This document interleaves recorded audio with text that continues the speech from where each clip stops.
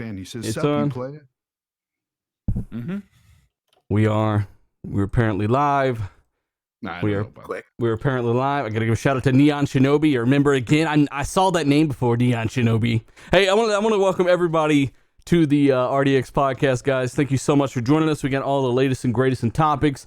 We've got a great panel today. I accidentally said that Randall Thor was going to be here. That was a complete lie, but it was accidental. Thank God. He was never live. He was never planned to be here, and I'm a fraud. So again, thank you guys for joining us. I can't believe I said Ram was going to be here. I really didn't mean to.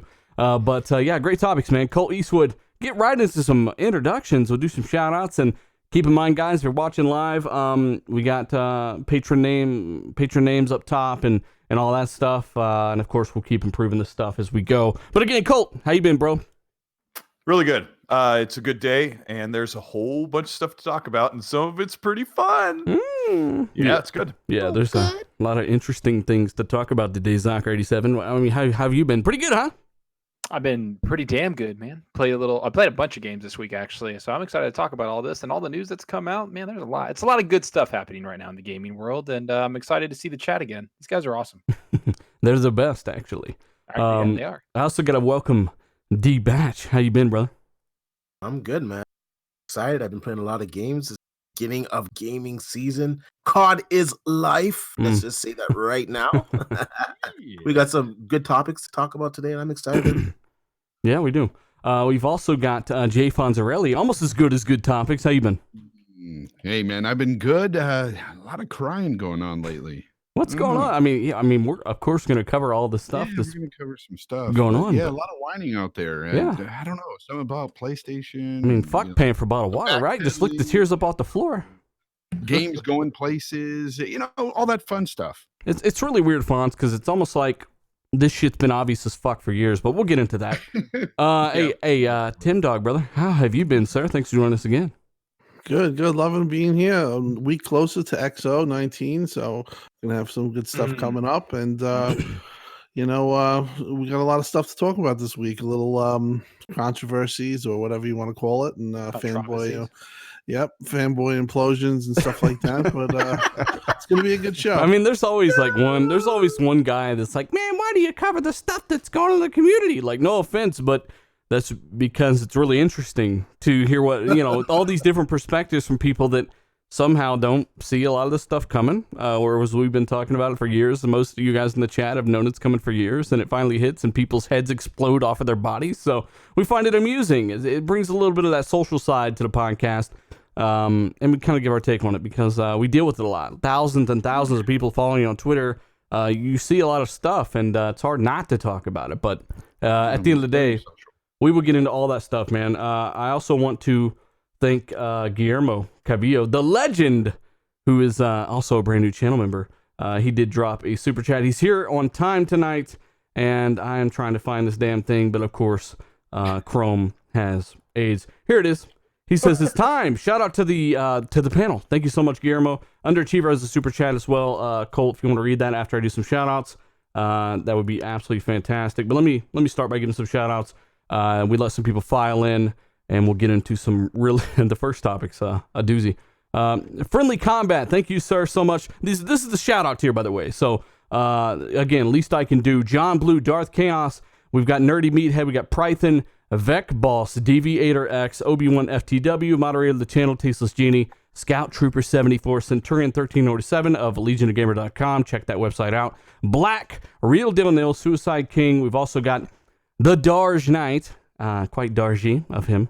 We've also got Michael Bowen, Guillermo Cavillo, Chanagram, Wilmy Hood, The Bad Boy Live. Again, reaching out to him, trying to see about some music and stuff. I saw a studio, thing's insane. Naughty Nubbin, Alfonso Hogan, A Squad Gaming, who does really good Ghost Recon COD content, Slim Killer 73, Mo Cool Kid, and that list updates, I think, on the first of every month. So if you've become a patron here recently, you will be on next week's show. That's how it works. So if you happen to give a damn, that's where it'll be. And of course, all patrons will be up top in that scroll wheel as well. I also, you want to throw it to Underachiever Super Chat, Colt? Yeah, he says, I'm here playing Outer Worlds and listening. He's been buying so much hunting gear. So he says, no super chats for me today, but he put one up anyway. So yeah, he took his laptop up to his cabin to keep the addiction alive, which is Outer Worlds, which is pretty cool. He's up in I'm the, also he's installing up in on the PC. tree. I want to see what it's like. He's up in the tree with his laptop playing Outer Worlds, waiting for some deer. He's up in a tree stand, like.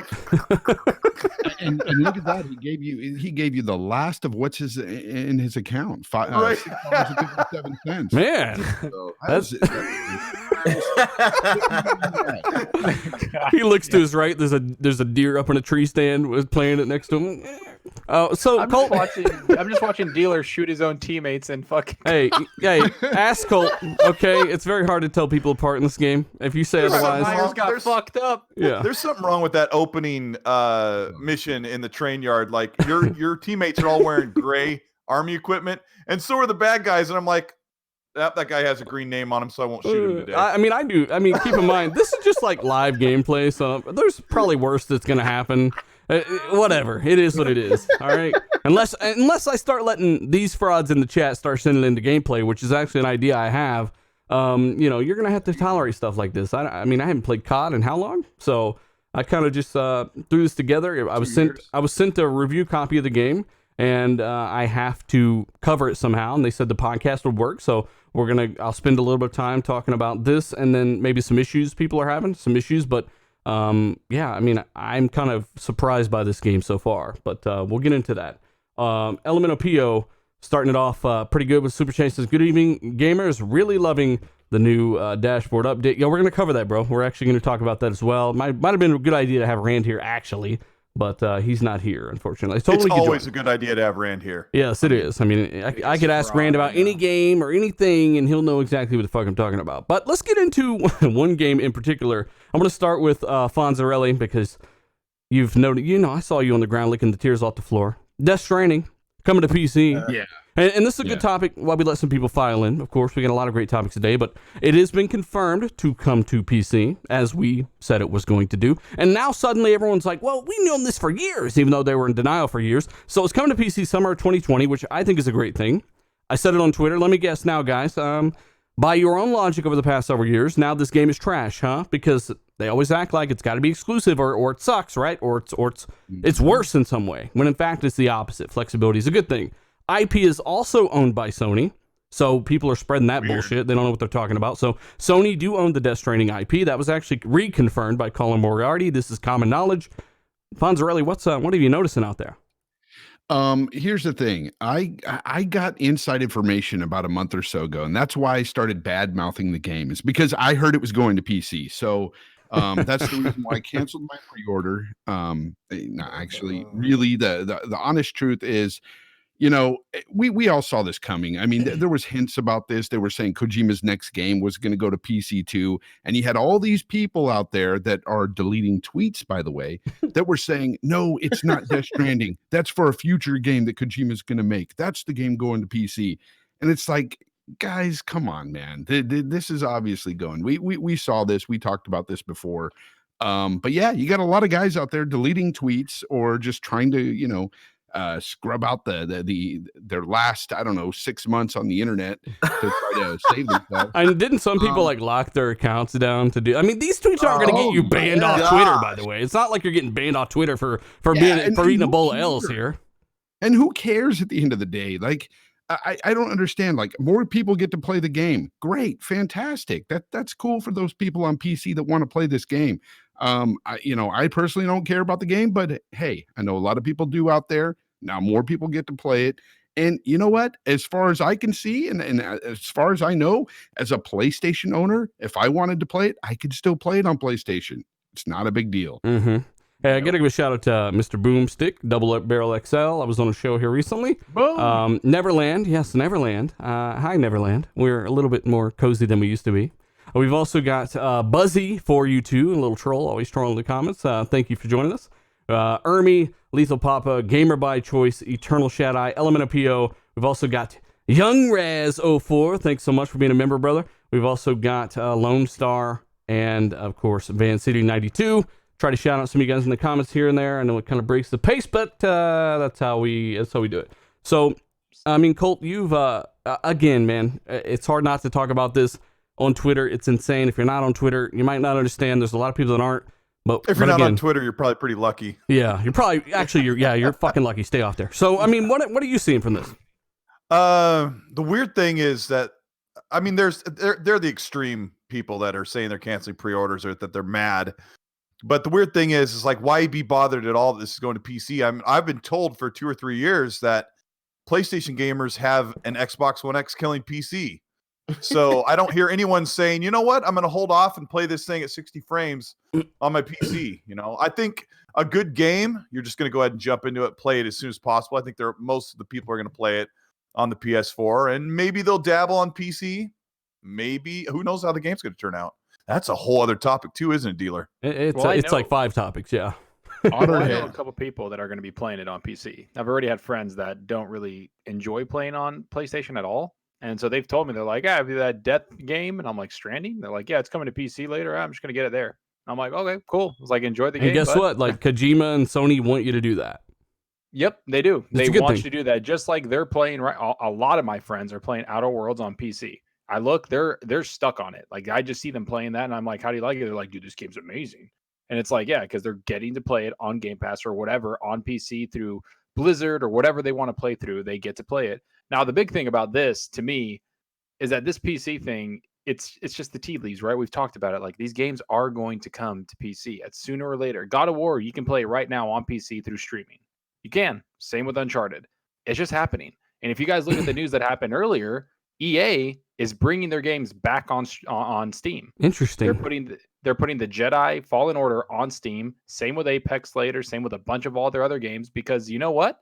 They realized, hey, we can make a lot more fucking money if we don't close off our market. But Zocker, how will they want to go out and buy a PlayStation if they just put their games on other platforms? Why buy a PlayStation? I don't know. I don't know, Fonz. I really don't know. I already sold mine. Sad. Like, why do people buy? Why do people buy certain DVD player or Blu-ray players, 4K Blu-ray players? Why do they buy certain ones? Right? Because of the feature sets and stuff. That's why they buy them. I mean, you know, and unfortunately, for a lot of people that are into exclusives and just like tout their console for having this exclusive or that exclusive, they're gonna have to start saying, you know, okay, well, all these games are going to be going multi-plat, one day. We're going to see all these games go everywhere to make more money for these companies. Then you're going to have to base your decisions on feature sets on consoles. Yep. It's inevitable. Facts. And you know what else is facts, Fonz? We've already got 650 people watching live, about 10, 12 minutes, 15 minutes in the show. Can I be honest? I haven't been really on the Twitter, right? Like you guys had that much. Like, and I've seen some people get angry, but I think they're just joking. Are people really that mad that it's going to be? Like, are they really that fired up? Like, you saw the video that Nathiles made. Okay, see, that's what I'm saying. Like, that video was fucking hilarious. Like, I laughed. I was like, oh, he's just messing with them, right? Like, it's jokes, right? Some people just take jabs at Some each people other. are taking it serious. Bunch of mad baby. If you honestly have to go back and erase some of your old tweets, then you are seriously upset over this. Like, this is weird. Like, why would you do that? Like, who cares? That's what I was saying. Like, it's not like you're getting banned over these tweets or something. Like you're just taking an L. And I don't think that video even captured even near how bad and how many L's people really should take and how many they actually took, because we know what was said and all that stuff. But let me do the shout out thing real quick, because I got a gun in the back of my head, right? So we do have over 650 people watching already. I want to say thanks to everybody. If you haven't already, hit that like button, share this out, help us grow. We do appreciate it. You guys are the reason we're pretty much the biggest Xbox podcast on all of YouTube right now. It's all because of you. So again, let's try to pass 300 likes for the end of the show, 1,000 after the fact, and of course, share this out somewhere. Again, Zalker, that's Grinder for you. Ryan Eisenberg, thank you so much for becoming a channel member. We've also got David Robinson. He says, what's up, dealer and panel? Upgrade videos are like hot butter and popcorn. I'm trying to interpret because some of the, it's not, okay. One of the best podcasts around. Thank you so much, man. I do appreciate it. Again, Tim, I've got to have your take on the Death Stranding thing. I think it's a good thing. Options are always good. What do you think? Well, I think it's something that's going to be a wave of the future for Sony. They're not in Microsoft's case where, they have an operating system and they can offer a cross-buy. So in a way that benefits them, they can get double dipping on people buying PC. They can charge on PC. and charge on PlayStation 4. So I think with their new open concept of thinking, I think that this is something that's going to be inevitable. It might be something where it's not day and date. It's something where, it comes out on PlayStation 5 first, and then 6 months later, 2 and 8 months later, it comes out on PlayStation on PC. So you're going to see that. I believe you're going to see that, and I think you're going to see some test titles with that. Obviously, Death Stranding is pretty much the first to do that. I mean, I was surprised that they just came out there and didn't do it after the fact. They just threw it out there, which to me shows they're going the way of PC as we all said it would. I mean, Microsoft was maybe a little ahead of their time in 2016 when they full went on this and then they took it on fully, but it makes sense because consoles and PCs are kind of different places. And I got a question though, Tim. I got a question. Yeah. How far ahead of Quantum Break's release did Microsoft unveil? Because they did wait a little bit, but it was a pre-order bonus that you could get Quantum Break for free on PC if you pre-ordered it. How far before the actual launch of Quantum Break did they announce that? It was like 2 months, I believe. I mean, when it came apparent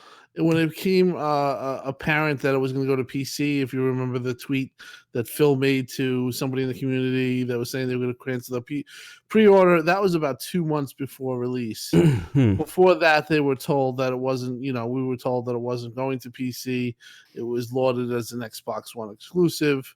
But yeah, that was the start of Xbox going into the PC world and selling their games. But there was basically carnage on Twitter. We talked about it. There was a lot of I canceled my pre-order and I was going to buy a PS4 Pro and I'm now buying a PC and all kinds of stupidity. So dumb. Yeah, it was really bad, and it got worse as the day went on. Like, it was something in the middle. Like, I didn't think it was going to be that much of a reaction, but I think a lot of people on the panel and this podcast has been pointing out a lot of things that are going to happen, and people say no, you don't know what you're talking about. They're going to do this and they're going to do that, and I mean, this is like the fourth time we've said something's going to happen. It's happening. Tim, I don't know how many times Dealer, Colt, and we've been vindicated on this podcast several times, man. Yeah, it's at the point where you got to kind of give the guys a little bit of credit here and start listening up, because it's not like we're doing it for fanboy shit. It's not that. It's just it's a logical way of thinking about things. It's looking at the marketplace. It's understanding where these things are going, and to go into a next generation where they have a mindset of 2013, that's just not going to happen. I mean, I get what people are saying, why they don't want their games to go to PC. They want some type of exclusivity, but at the end of the day, the world's changing, tech's changing. You just gotta move along with the way the world goes. I have to say, Tim, buddy, I think what you said about how you don't think the games are going to be coming day and date, I don't think maybe at the start, but I think that's coming extremely soon, because it takes a lot of money to develop games for both platforms, right? Like, they have to build a team to make the PC on top of it, right? The PC version. Why would they Xbot? Yeah, so what I'm saying is, like, why would they release it later where it's not going to sell as well? Like, we've seen that time and time again. If you bring something out months later, 6 months later, 8 months later, like, what's the point? So I think that they're going to release them day and date sooner rather than later. I think that they're going to bring them out, and they're going to use, I don't know what platform, but they're going to use another platform like Epic Game Store or Steam or something out there, kind of like just to put their library out there. That's what I think personally.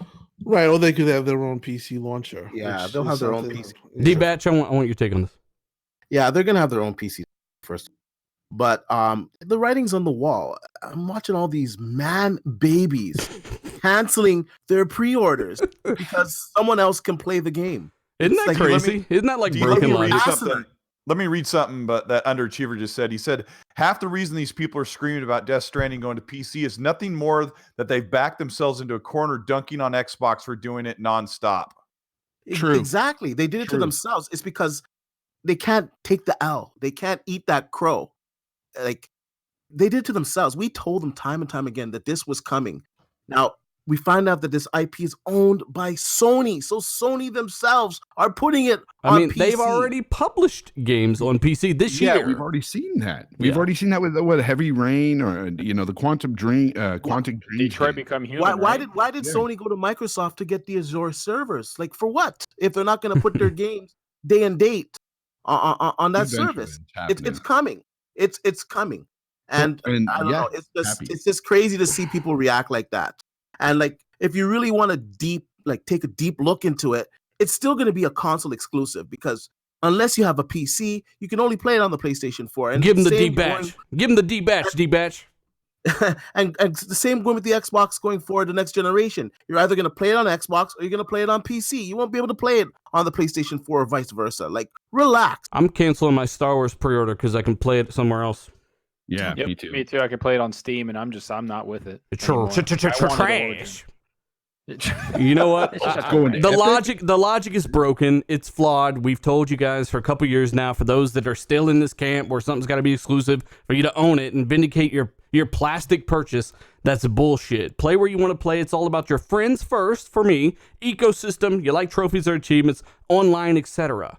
Like if I still play on the Xbox. Got a badass PC. A lot of people finally got an option, or they got an option this generation. They chose what they chose what they wanted. Dealer, you also have to throw power in there. You have to throw in feature sets. You have to throw in apps, things like that. That does matter to a lot. It's like a car. It's like a car. There's not just one element of a car that is to me that really should define the whole thing. I think it's about the total thing. It's not only the engine. It might be about the ride. GPS? Yeah, I'm just saying, like, a car might have a 500, 600 horse, but obviously you're going to judge it on the handling, the ride, all that stuff. So it's a total package. You're forgetting about the first 2 years of the generation. Like the hardcores that are going to be arguing about why you need a console or why you need a certain console over another. All those people bought the PS4 or the Xbox One day one or the first couple months it came out. So you got to look at the Xbox One, the PS4. What came out that very first year that was an absolute this footage seller. is fire. Somebody said in the chat, I chose an Xbox because of Halo, and I'm like, Halo didn't come till the end of 2015. You had Master Chief Collection, but I get that logic. But at the same time, when Halo's on PC, for one, Microsoft literally want you to buy it on PC if you want to. That's why it's there. That's how they make their money. Yeah. But if you still want to buy it on Xbox, it'll be there. Same thing for Death Stranding. Like, that's exactly, you proved the point right there. I got an Xbox through the Halo. Well, you go where the games are, and if the platform's there and it's got it, you play where you want. I'm a console guy, so I play on the Xbox One and PS4 didn't really get their games till about 2015, 2016. So the first year or so, you were going strictly on faith. Hopefully they bring the games. A lot of us went because our friends were there. And that's super important. Fawn says it's the features. For me, it was the friends first. No. For me, it's always been exclusive games for me. That's why I bought multiple consoles. However, if all games were to go multi-plat, I would definitely base my decision on buying one console that basically had everything that I wanted. But then again, you've said too that PlayStation 4 didn't have shit for a couple years when you got it. Yeah. So you got it for power first. At the end of the day, you have to weigh the pros and cons of it's never one thing in a console. I mean, it's games are always first in my opinion. That's just me. But if they're all multi-plat, one day, hey, I'm gonna pick which one I want. Whether that's power or features. Well, you got to look at what people want, right? Like Fonz, you've said multiple times you're a single player centric gamer. You like playing single player games mostly. So that's why the friends thing, it'd be cool. But for you, it's more about the single player experiences that you're going to get within that console.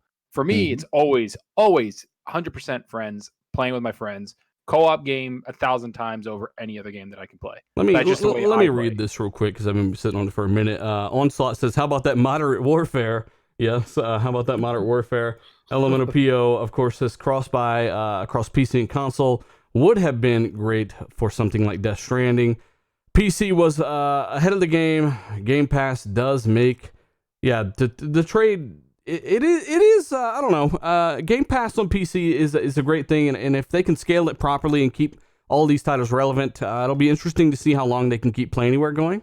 Like with Outer Worlds, it's kind of a weird thing. Is it Play Anywhere, or is it that it's two separate copies, right? One for Xbox and then one for PC. Do your saves transfer or not? Because I've heard some weird things. I don't know if it's exactly Play Anywhere, Cole. On think- Outer Worlds? Yeah, is it Play Anywhere or is it just on both? No, it's not. It's not. It's But technically, that game's not Microsoft's game either. It's the sequels and Right. beyond. right. So it's in Game Pass purely for. Well, I mean, isn't that so? That's so weird. It's in Game Pass. It's also. Well, that was the deal. That's what it was. Yeah, I'm trying to think of how it went. Yeah, they asked them to come to Game Pass day and date. They said yes, but it's not a Play Anywhere title because it's not a first party title. So yeah, it'll be interesting to see Yeah. how long they keep that going. So that is interesting. Somebody in the chat earlier said, I'm watching your footage. I'm like, I don't want to spoil this because I haven't played this far. yeah, trust me, somebody there's said, nothing I really can't- spoiler about it. It's Yeah, just- I can't get my my save to come over from Xbox. Yeah, it's not Play Anywhere. That's kind of so you're kind of getting that half experience. Play Anywhere is kind of cool.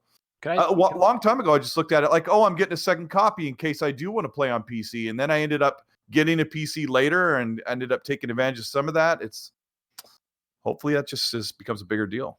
I'm just gonna say. I just want to say, in the footage, dealer, you're making me. I'm like a big piece of shit human. Those people that were like begging, like, don't shoot me after they tried killing me. I fucking domed them. Bro, Like, man, I mean, I don't tried. trust it, dude. I You tried not didn't. to. I saw you looked at two of them and you walked away. I was like, what a bigger man. I was like, I was just like, oh, you tried shooting me. There it goes. That's because they didn't look exactly like my my AI partners there. If they looked Yeah, like my AI partners, I was- would have shot them. If it was Private Myers, motherfucker would have been a body bag. Yep. No, I played this far actually. But hey, I mean, again, Death Stranding, interesting topic. I can't believe so many people are outraged that it's coming to PC. Eventually, these people will snap out of their 2013, 2014 mindsets and realize that everything's going to kind of go everywhere gradually. Get used to it. Sony guys that are mad at this because it will happen more and more. And that's just the end-all, be-all. Over the next several years, you will see this happen more and more. It may not be day and date at first. It may take fucking 10 years. But inevitably, what we say will come true. So I do got to give a shout-out to over 800 people watching as well. Zalker, absolutely fantastic. Best chat in the Yes, universe. Zalker. I wish I could give everyone a shout-out, but Hi, Rand. We're running late. Rand out Thor, if you want, you can jump in. Rand's the man. Everyone say hi to Rand. Hello, Randall. Hey, Fonzarelli. Tell me a little bit about Outer Worlds real quick. We'll let some more people stream in here. But Outer World, kind of our quick thoughts. We'll make this one a quick one. And what do they need to do for the inevitable sequel of this one? Even though we know they're working on a new IP right now, the one that apparently Microsoft really bought them for. It's not an Outer World sequel, apparently. They may cycle on and off, kind of like a Fallout and Skyrim for Bethesda. They have something else in the works that's even bigger. So what do you think of this game, and maybe what do they need to do in the future for it? Look, I think this game's fantastic. Great traditional RPG in the same vein of Fallout, of course. Reminds me a lot of Fallout New Vegas with all the choices and all the tough choices they have you make. Like right at the beginning of the game, they hit you with some tough stuff. And I really, really enjoy it. And what I think they could do for a sequel is just expand on the universe and, of course, add more characters in there to party up with and stuff. I mean, there's a lot of good things they could do here. But, yeah, I'm loving the writing. I think the choices is really amazing. It's been a real blast so far. I want to put more time into it. I wish I could, but work and, family has gotten in the way. But this coming weekend, I'm going to put a lot of time into this game. I'm loving it, man. Really loving the game. Yeah. I think they need to compete with Fallout going forward. And I know there's going to be somebody that says, no, this is why and this is how. No, me as a gamer, I think that they owe it to themselves. They did a phenomenal job with New Vegas. Colt Eastwood will agree with me. In fact, it's very possible that they, like Colt was telling me earlier, they did try to message and get a hold of Bethesda to do a spinoff with Fallout 4 like they did with New Vegas. And Bethesda, I think, shot them down or something, right? I don't know if that's accurate.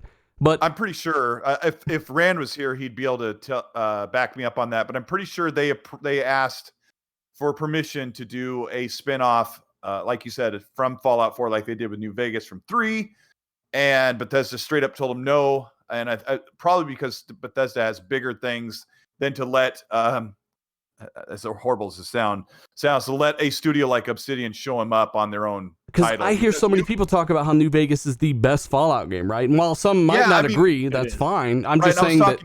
I was talking about that today, that 3 is really highly rated and it's one of the best ones, but a lot of hardcore Fallout fans say, New Vegas is just a little bit better, and it expands upon a great game. It was a story. It was a story, and the dialogue and the choices you had to make. It was just way more yeah, it was. Yeah, you played it a lot, didn't you, Fonz?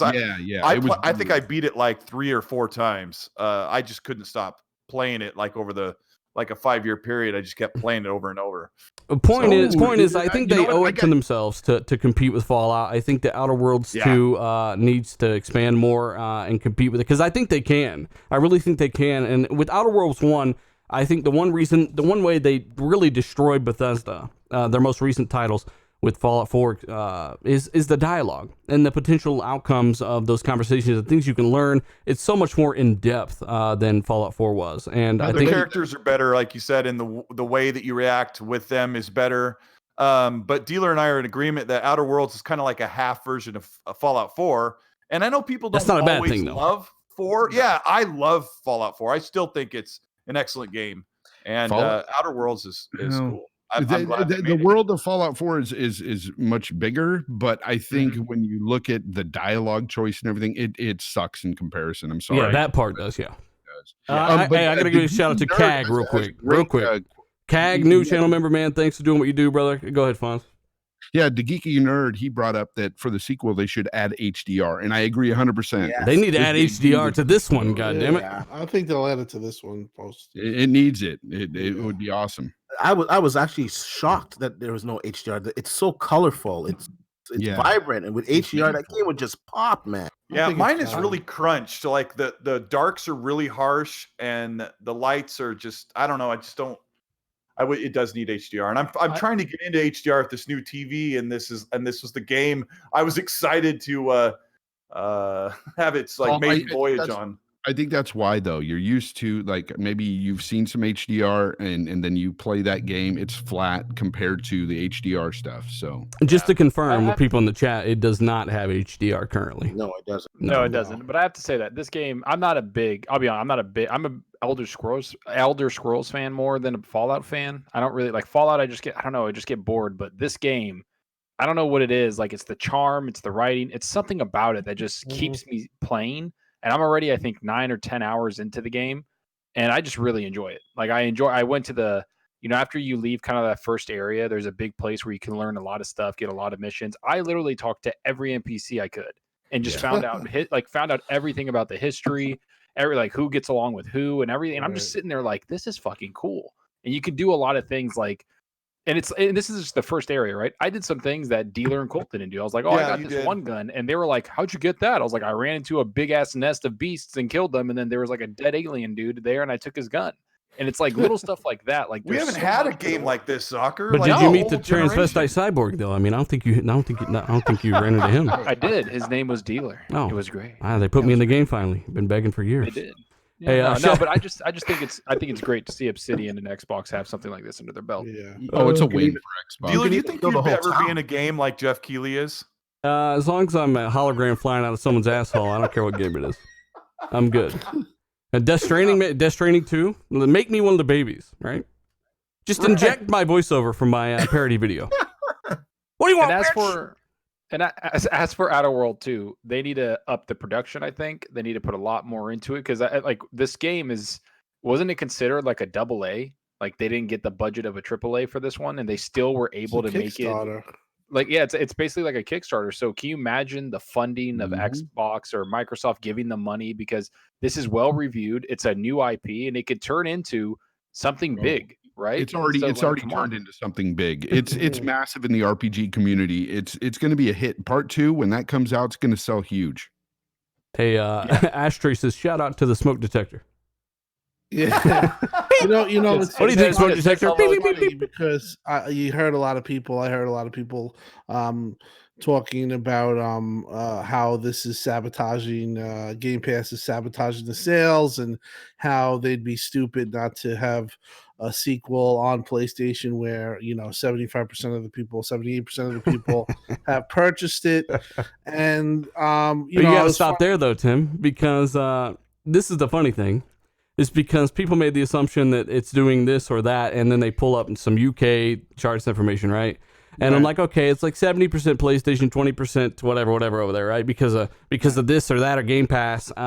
When in reality, for one, we've been over this UK charts bullshit. It's less than 1% of total sales. And you're talking about in a region that's dominated by Sony. So, of course, you're going to have more anyway over there, regardless of Game Pass or not. But, yeah, Game Pass over there, too. Yeah, even so, though, the fact that the Game Pass is growing at an astronomical rate right now, I think Microsoft is very, very happy, and I don't think that you're going to see this.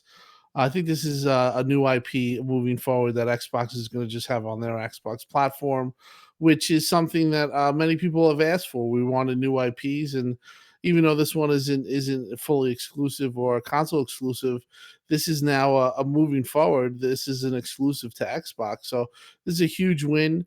I'm very surprised by the level of the scope of the game, considering that the amount of people making it. It was a Kickstarter to start, then midway through Private Division picked them up and they were publishing it. And then obviously towards the end, Microsoft really didn't have anything to do with this game other than marketing, but they did pick them up and kind of probably gave them a lot more stability in the sense that they know that now they got them under them, and it's a huge win. And last week we talked about people saying that Microsoft really wasn't impressed. That's untrue. I had asked some people, and when they saw this game, they were very impressed. So this was definitely a part of the purchase. This is the reason why that they purchased. They were very impressed. There wasn't a lukewarm feeling towards this. They were like, wow. No, they said that like that's one of the reasons why they got In Exile and this studio is because they can make expansive games with such a small budget. And if people are saying, "Oh, this is killing sales and all that," and it's like, "Oh, all they think about is physical sales," like you understand that EA just reported that 69% of their sales in the quarter were digital, and like subs, and 78% over the last 12 months was digital. Like you get that it's 70% take for Borderlands 3 right now, right? Yeah, and it's over, and they even reported that Apex Legends has 70 million players. It's like, and everybody's like, "Oh, that's a dead game too." It's like, do you? And that was the thing about the UK charts, is that was physical only in a PS4 dominated area, where of course PS4 is going to do better. Plus, there is Game Pass, which Microsoft want you to get the game on anyway. They tell you to. I don't understand this, because even in this chat, you got people saying, well, it did sell more on the PS4. It's like, well, there's Game Pass and Microsoft pushing Game Pass. So, of course, if I have Game Pass, I'm not going to go out and spend $60 on Outer Worlds when I can get it on Haven't Game they Pass. Always sold more on the PS4, though? Always? Pretty much. I mean, double the install base, right? 100 million consoles out there. I mean, I would hope it would sell more. Jeez, I mean, come on, think about the numbers there. I'm just waiting for that damn check for those sales that they're getting. And it's so weird at the end of the day. It's like, again, Microsoft pushes Game Pass really hard for a reason. They want you to play these games on Game Pass. Okay, so if you have Game Pass, don't go out and spend $60 on a game. Yeah, and it doesn't matter if the sequel's on Xbox only, right? Because the 100 million of those people have powerful PCs and can play it later. Like that's just what it is. They have the best PCs on the market. Steam is lying that only like 3% can play in 1080 or 4K, whatever the hell. Like, come on, people. Like, just freaking enjoy the goddamn game. Hey, Reagan Sims, bro, I see your comment, man. I wish I could reply to every single one of you that are talking to me, man. I can't. I got 1,000 people in here right now. I'm trying to run the topics. I'm trying to go to panel members, and I'm trying to watch myself die in this footage at the same time. We got 1,000 again? Well, Tim, almost. we have 900 people watching right now. 900 so far, yeah. We hit 1,200 last week. Week before that, we almost hit 1,000 as well. So every single week, we're getting a lot of people in here, man. It's becoming harder and harder. It's not intentional. And by the way, if you want to follow these guys on Twitter, which you really should, and from there, you can click their profiles and go to their YouTube channels. You really should do that as well. But I've got all that stuff in the top scroll thing as well. So be looking out for that. All the patrons up there. All you guys' Twitter information is up there too. And you guys can always link that too. But thank you guys so much for all the comments and all the super chats and all the stuff. I try to get to as much of it as I can. Right now, we've got to move forward. Hopefully, you guys are enjoying Outer Worlds. I am enjoying it. I think I'm like level 17 or something like that. I used some of it in my last video. If you have checked that out, check it out. But at the end of the day, hopefully, and we know that's the cool thing, is because Matt Booty already said it. He said, look, we're going to take this thing in the future. That's why we bought sequel rights. That's what I was telling people. They're like, no, they bought sequel rights so they can get more money on the sales. No, they bought sequel rights so they can control where it goes. And if they want it to be on every single platform, then they wouldn't have bothered, right? So Matt Moody said it. They're gonna turn it into a big exclusive IP. That's what he'd like to do, and they're gonna pump it with some more money on top of their new IP. So it's great. Cultist. Yep. Yeah, Jedi Knight Matrix in the chat said he's chatting with Obsidian right now on Twitch. He said something earlier that I wasn't sure how. Tell Obsidian we say hi. Yeah, and we like their game. That, Obsidian wants. I think he said something like Obsidian wants to make a collector's edition for Outer Worlds 2, but that doesn't really compute with me. Jedi Knight, do tell us what you happen to hear from them, and we'll have to check it out later. Real quick, this is the part. Let me add this in. Go ahead. Let me add this in before I stop talking. Take a minute. My friend was in Southern California and went to the Microsoft store, and Obsidian team was there signing T-shirts and posters, and he got a couple signed posters. And he went up and talked to them about Outer Worlds, and they asked him, how you liking it? And he says, I really like it. And they said, where are you playing it? And he said, I'm playing it in Game Pass. And they go, cool, that's where we want you to play it. So that was pretty cool too. Well, I mean, of course So it is. they're excited. Like, people are asking, like, Microsoft is going over there with black bags over people's heads to the studio. Like, you better put your shit on Game Pass now. And it's like the studios are like, okay, they're not. They're literally paying them. Zucker, and they're under the impression, some of these guys, that your $1 is going to these developers for these games. And it's not the case. I mean, they're getting paid for their games to be on Game Pass. Who cares if Microsoft is getting, what they expect to get or not? Because they don't care at this point. They want you to go to Game Pass. And as a consumer, they're also under the impression that where the deals are. They're also under the impression that everybody's paying $1, which is fucking stupid. No. Not everybody's playing $1, but this is how it works, people. When Gotham, that DC show on Fox, whatever, went on Netflix paid $2 million per episode to have it for like 2 seasons. And then they paid more for the next 3 seasons. Yep. That's just the way it fucking works. Do you think Fox is like, we don't want it on there? They're like, no, you just gave us a shit ton of money to put it on there and cut the cost of the show for us. And they weighed the sales of those things and all that. And if these big companies that are profitable, like Microsoft, $1 trillion company, we got dudes in their underwear question their fucking financial know-how, right? So again, I'll put it this way: the dollar Game Pass thing, apparently, to how much you guys ran your mouth. The $1 Game Pass deal was already used to play Gears 5, so you can't use it again to play Outer Worlds, so that doesn't work. I think there's like a loophole in Brazil or something I heard about, but even still, the other part, they could pay $1 to play the update to Sea of Thieves, and I was like, what? There's been like 6 updates. Did you pay $1 then too, you fuckwad? No. Yeah, and the other problem is we don't know how the deal has worked, but there's 2 scenarios. One scenario is that Microsoft says, we're going to give you this lump sum, which we think looks desirable to you based on what you think you'll sell on the Xbox. So they give them a certain amount of money. Or what they do is say, come to Game Pass, and for every download or every subscriber, you'll get like a certain percentage. Yeah. I don't know what they do, but let me just say it. This is the best way that has the most truth. Obsidian did not put their game on Game Pass for free as like, okay, that sounds nice. And you know what? And my copy of the game isn't any worse than somebody who went out and spent $60 on it.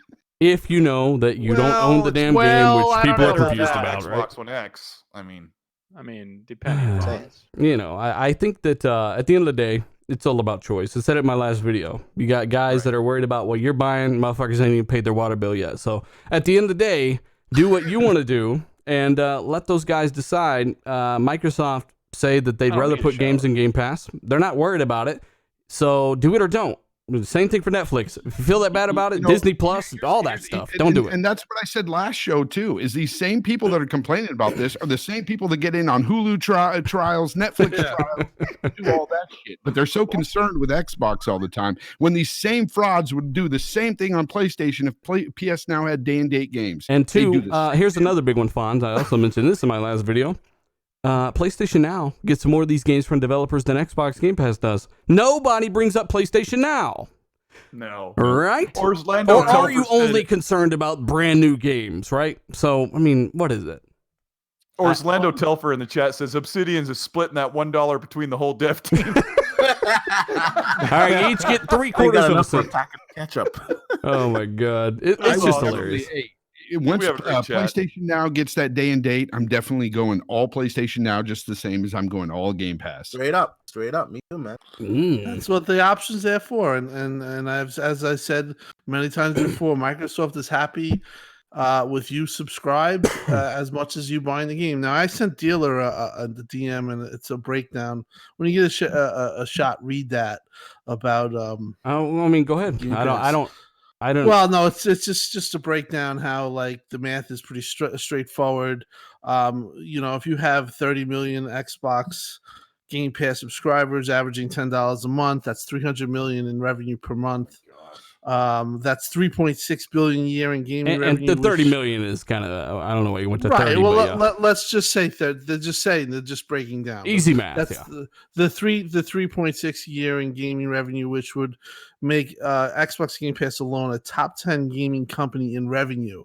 So just because of the people subscribed, it just the revenue part of it is making them top 10. Yeah. On top of them, they will still sell games that are basically the same, so people could still buy it. In addition to this, people forget about which that. Phil Spencer and they all say it helps. And Reverend in the chat has got a good point here. Well, it's kind of funny because he says, "Watch, PS Now will have a Game Pass of their own. The Sony guys will, Sony guys of course flop like they usually do." Well, here's the thing: they've already got Game Pass. PlayStation has already had Game Pass for years. It's called PlayStation Now. It's the same thing. It's got hundreds of downloadable PS4 games. And Reverend, this is where your fucking mind explodes out of your head. They don't complain about that a goddamn bit. Only Game Pass. So they've been doing this. I think people are trying to downplay game. It's like I made a point the other day. I said, I don't hear people complaining about Stranger Things being a failure because they don't sell. It's a subscription service, and at the end of the day, if they're bringing in a certain amount of money overall just from the service, that itself makes itself a success. And that's where it all goes to.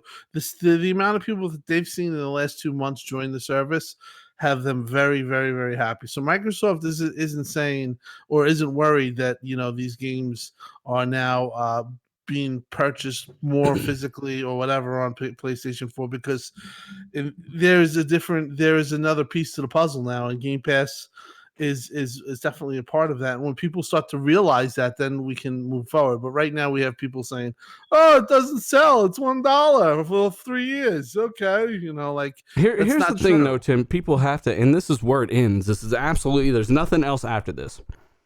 Unless you're Satya Nadella and something that the current universe, if you're alternate universe Satya Nadella where you're not making profits and you didn't have your most successful year in gaming ever, which they just had, they confirmed it.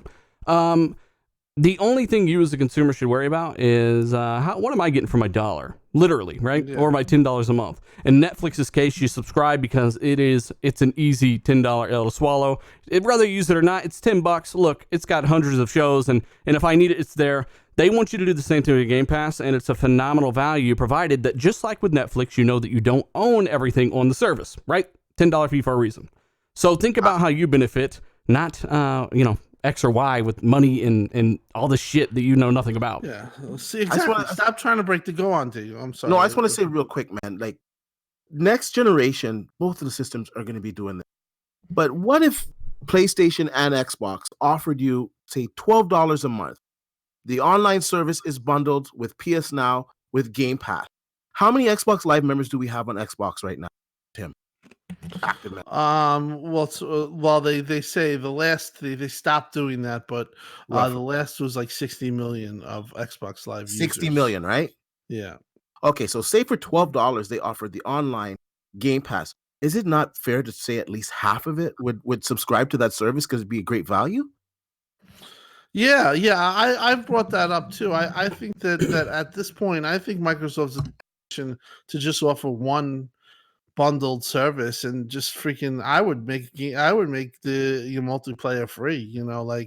I think that their service is so good with Ultimate that if they come to a price point where it's comparable to Xbox Live, that pay model itself, just having there could freaking do gangbusters, in my opinion. No, they definitely need to compete with PlayStation Now, because that's a good thing about competition. Do you hear shitting on PS Now for this? PlayStation just cut their yearly fee for PS Now, but though it doesn't contain access for their online, granted, But PS Now's fee is now $60 a year if you go yearly. That is something Game Pass does not do. And I'm not talking about sales. Remember that. If Sony is $60 like standard, on sale it's going to be cheaper. So we can't really use sales. I'm saying standard, they're about half the price of Game Pass for a year.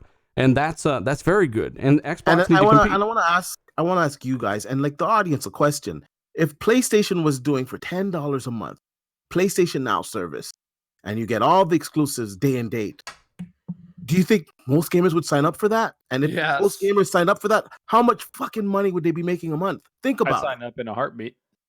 Yep. They probably would get that $4 billion a year revenue just by the service itself. Like that's explained to me. Like if you have $4 billion a year gaming revenue just from a service, everything else is gravy. Everything else is gravy. You're already in the top 10, just from a service. Now you're not including any of the sales that you make that people actually buy the game, that don't subscribe to the service, and all that type of stuff. You're just talking about just that. So the model itself is a win-win model, and that's why we keep saying it, and that a lot of the things that we said have come true. Sony's probably going to follow suit. And you know what? When they have something comparable to Xbox Game Pass, guess what? All these Sony fanboys that are bashing Xbox right now are going to be like, our service is better than your service because we have better games and we can buy games for $10 a month. That's exactly what they do. That's exactly what's going to happen. So just shut up now and just listen. This is the bottom line. This is you know what? I just realized how long we've been going on this damn topic for a while, all right? Yeah. And we got a lot more to cover, and it's been 50 fucking minutes. So again, we let that go on a little too long, but damn, guys, somebody was like, you guys kind of reiterate a similar thing every week, and it's like, fuck yeah, and I'm gonna keep doing it until people understand, and I'm not talking to the chat here because these guys get it because they're actually paying attention, and I think they're listening to the right people. I think we've proven that definitely far more accurate than a lot of people out there. But I do have to do this. I have to do this. I got to tell you guys about Call of Duty Modern Warfare. Again, I was sent a copy of this. A shout out to Activision. This is I'm gonna say it real quick, like I did with the Breakpoint, which I was sent a copy of. This game surprised me, and I'm going to speak on the issues people are having as well real quick and be less than a couple minutes. But so far, the campaign on this game has surprised me in more than one way. It is not your, oh my god, everything is fucking ultra epic constantly thing. There's highs and lows, there's tension, there are different things in this Call of Duty that I've ever seen in any other Call of Duty. I pretty much played all of them. So I just want to throw it out there. The campaign on this game so far is fucking fire. But unfortunately, there are some performance issues. I'm running on a SSD, by the way, too. So I didn't have any. I don't know if that's got anything to do with why I'm not having the crashes, but Lethal Papa, Obi-Wan FTW, these guys have had so many crashes. I know firsthand. I've gotten messages from Guillermo about crashes as well. His is on an external 7200 RPM hard drive. So that's a SSD. I don't have the issue. Guillermo's external. He's having the issue. Internals, I know, are having the issue. I'm not sure if that's related, just throwing it out there, but there's also some screen tearing, frame rate issues. Activision did not take advantage of the X at its fullest, or they'd optimize it a little bit more. But all that said, I'll still say it's one of the best looking games I've ever seen in my life. Wow. It runs at 60 FPS. The HDR is absolutely fire on this game as well. And it just, you can tell, man, Activision, I usually take a dump on Activision. And keep in mind, I got this game. No, keep doing it. No, like I'm not going to hammer a company that actually does take their time and invest in technology and surprise me, and that's what this game is doing so far. So honestly, I mean, I want to talk it up a little bit because I like that kind of stuff. If it was the same old dog shit, then I would do the opposite because I'm the first one to shit on Call of Duty. I'm a Battlefield guy. But at the end of the day, they have surprised me this generation with this game in a way that Battlefield has not. Haven't had a real Battlefield game, in my opinion, since Battlefield 3 and 4, and even 4 was broken for a year. So, I mean, I'm enjoying it so far, man. That's kind of my quick coverage of it. And if you've had experiences in the chat, let us know. But yeah, there's some technical issues for sure. Zalka, you played a little bit today, right? Yeah. I was in a party with Lethal Papa, and we were chilling, and then Dealer, me and Dealer were in there too. We were both playing the campaign. I think Dealer was like a little bit ahead of me, but it was I got to play it on PC because that's where my buddy got it for me because he wanted to play with me. And he was like, hey, man, just here you go. He got it for me. I was like, cool. So we're playing it. The campaign actually surprised me. It's way more intense, a lot, like very dramatic. Like you're kind of like, oh, shit. Like there's like, I like in one of the things that people I was talking about. Like people were like, don't shoot me, and I just domed them. The reason why I did that is because I saved like this lady's life in the game, and I was like, cool, and I wasn't paying attention. She was being used as a shield, right?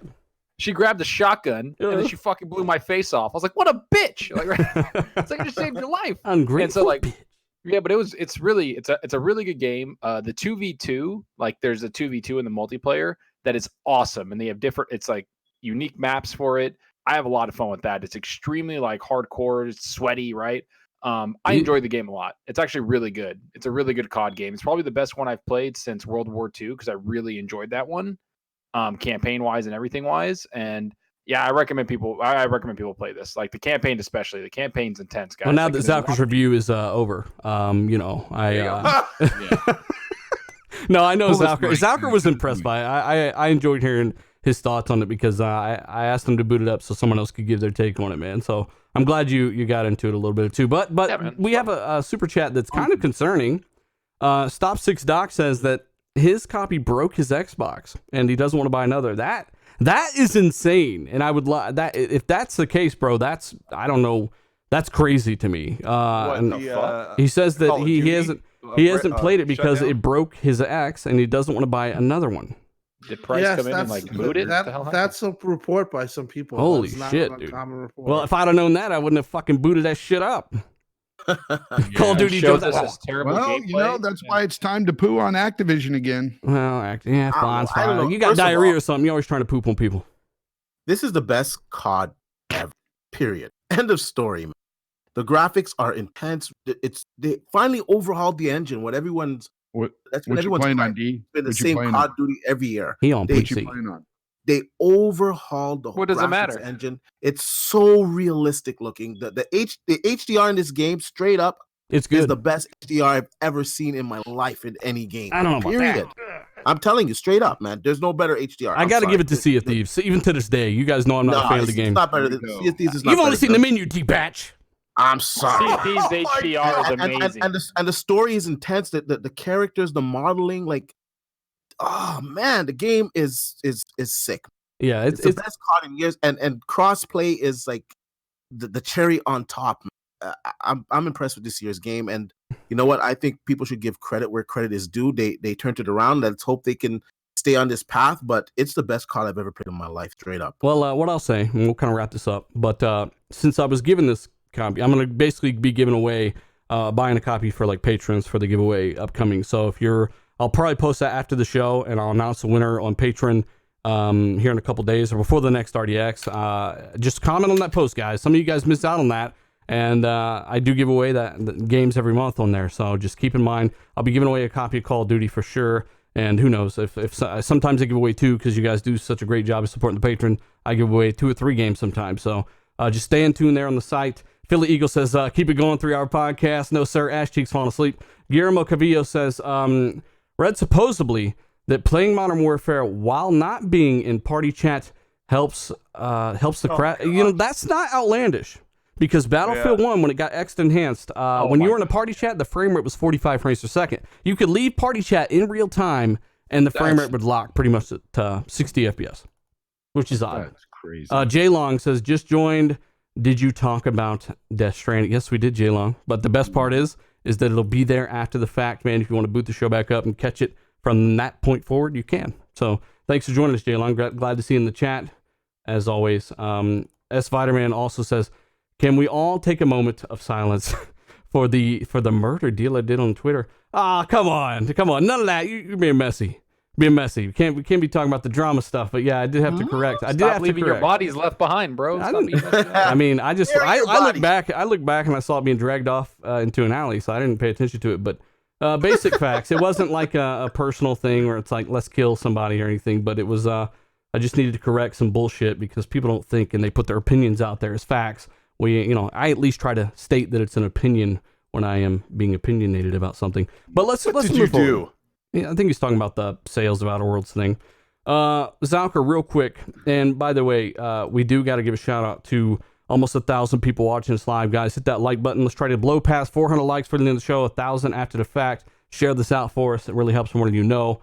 Of course, let us know your thoughts in the comments as well. Dave Robinson says Call of Duty is on like hot butter popcorn. but not an achievement yet. Yeah, I've only gotten like 1 or 2 achievements in this game so far. A lot of them are tied to special things in the mission. So thanks again, David Robinson. But yeah, 1,000 people checking it out pretty much. We do appreciate it, guys. Thank you so much. Let's move on, Zalker, real quick to the big news regarding Mixer stuff. We do have so many good topics after this, too. We got to get moving. Mixer stuff. What's happened? Because we got a couple big names joining.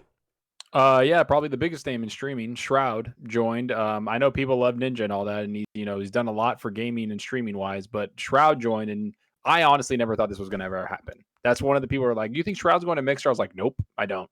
But he came over, and it's awesome. And they also brought over King Gothalion, who I think is awesome. I've watched that guy for a long time. He does looter shooters like Destiny, Division. He's a huge Borderlands player, and he's an awesome dude. Like, he's just a genuinely good human being. And I'm actually like impressed with what Mixer's doing. They've upped like a lot of people coming to the platform. They're really expanding like how many viewers they're getting, and it's really cool. And I think that they're hitting fronts, right? Like they're hitting the Fortnite guy Ninja, the shooter in Shroud, and then the looter shooter in like Gothalion. Don't be surprised if they go for like a League of Legends or someone like that soon. I don't think they're done. Like Mixer and Xbox or Microsoft, they're not fucking around, man. They're trying to make Mixer competitive with Twitch, and they're doing it the brute force way. So I think it's really cool. There you go. Yeah. Quickly. Yeah. And they joined Ninja, right? So that's 3. Yeah, that's 3 big streamers, and a couple other ones have come over. A couple smaller ones from Twitch have just come without even a deal. Like they're just kind of leaving the platform. A couple people have come over and kind of talked about it. Like they're not big streamers, but they're people that have a little bit of a following. It'll be interesting to see how that turns out. I know a guy that left Xbox to stream over on Mixer. His name's Zocker. Zocker87 Mixer, check it out. Follow him if you want to watch someone die over and over. It's good stuff. Exactly, dude. I make it fun. Hey, King Long says PS5 not being the fastest console was surprising. We'll get into that as well. Also, who's that? God damn it, it's fucking Chrome bullshit. There was we're gonna talk about the sales, the upgrade stuff or whatever. Don't worry about that. We got you covered. We've also got Jamie Palmer in the super chat. Love guys, great show. Love the crew. Modern Warfare, great game. Yes, pretty good so far, brother. Do appreciate it. So yeah, let's get into. And I'm saying a lot. I apologize. I suck. So Mixer, that's what it is. Phil Spencer, Cold Eastwood, confirms that Xbox has paid out over $1.2 billion to independent developers this generation. Not only is that kind of surprising, I think that's probably more than most platforms out there. And how much of this do you think might be due to Game Pass? A lot, but I mean, they've been doing a big push on that for the past couple of years, and they've been showing a bunch of those games through E3 and XO. So it's kind of part of the whole variety for Xbox that has been missing for a little while. So wasn't half of that for what do you call that game that got canceled by Platinum? Oh, no. Just joking. Scalebound wasn't half of that for that. They said paid out, not lit on fire, Zalker. I know. Jeez, what a disaster that was too. I mean, yeah, Phil Spencer runs away. Half of it was for Scalebound and runs away. And it got so bad, they said, fuck it, you're fired. You're done. It's kind of like the team they were hiring. Remember that Phantom Dust remake, right? They paid a team to do that. Phil went and saw it, wasn't happy with it, did the exact same thing to that team. Said, no, we're not doing this.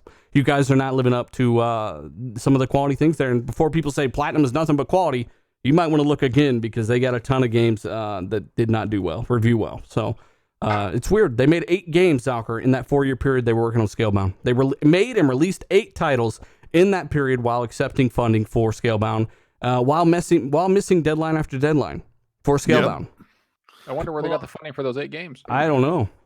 Transformers. Well, if it taught them one thing, it's to create your own studios and deal with it yourself instead of third and I never and again, that's not Platinum's fault. At the end of the day, they didn't do what they should have. They got fired for a reason, but Phil and them, they should have already invested in first party studios. Yes, and that's why the last year has been exciting. That's why people care about these job listings because we need more games. We've talked about this. Hell yeah. It's good stuff. They're coming. They are coming. Speaking of coming, Lockhart. Now, I talked about this on Boom Show the other day. If you haven't checked it out, check it out. I think it was early last week or something like that. Lockhart, we'll just throw it out there, and I've already talked to people that kind of are involved, but Lockhart's real, right? And people think it's dead. They still think it's dead. And I've talked about this over the past several years or several months since it was supposedly canceled, that if it was canceled or if you thought it was canceled, I don't blame you, but I'm holding on. And recently we've gotten more information, and I can't talk about some of it, but we're not supposed to know this. Well, yeah, no, I'm like, when did it... Well, I've already cleared it, Tim. Don't worry about it. Okay. But for one, too, I've never written it off in the first place. I said maybe they'll release it at a later date, maybe it'll get revealed later, or maybe it'll come out kind of like NVIDIA do with high-end graphics cards, then they release their mid-range stuff like 6-8 months later, right?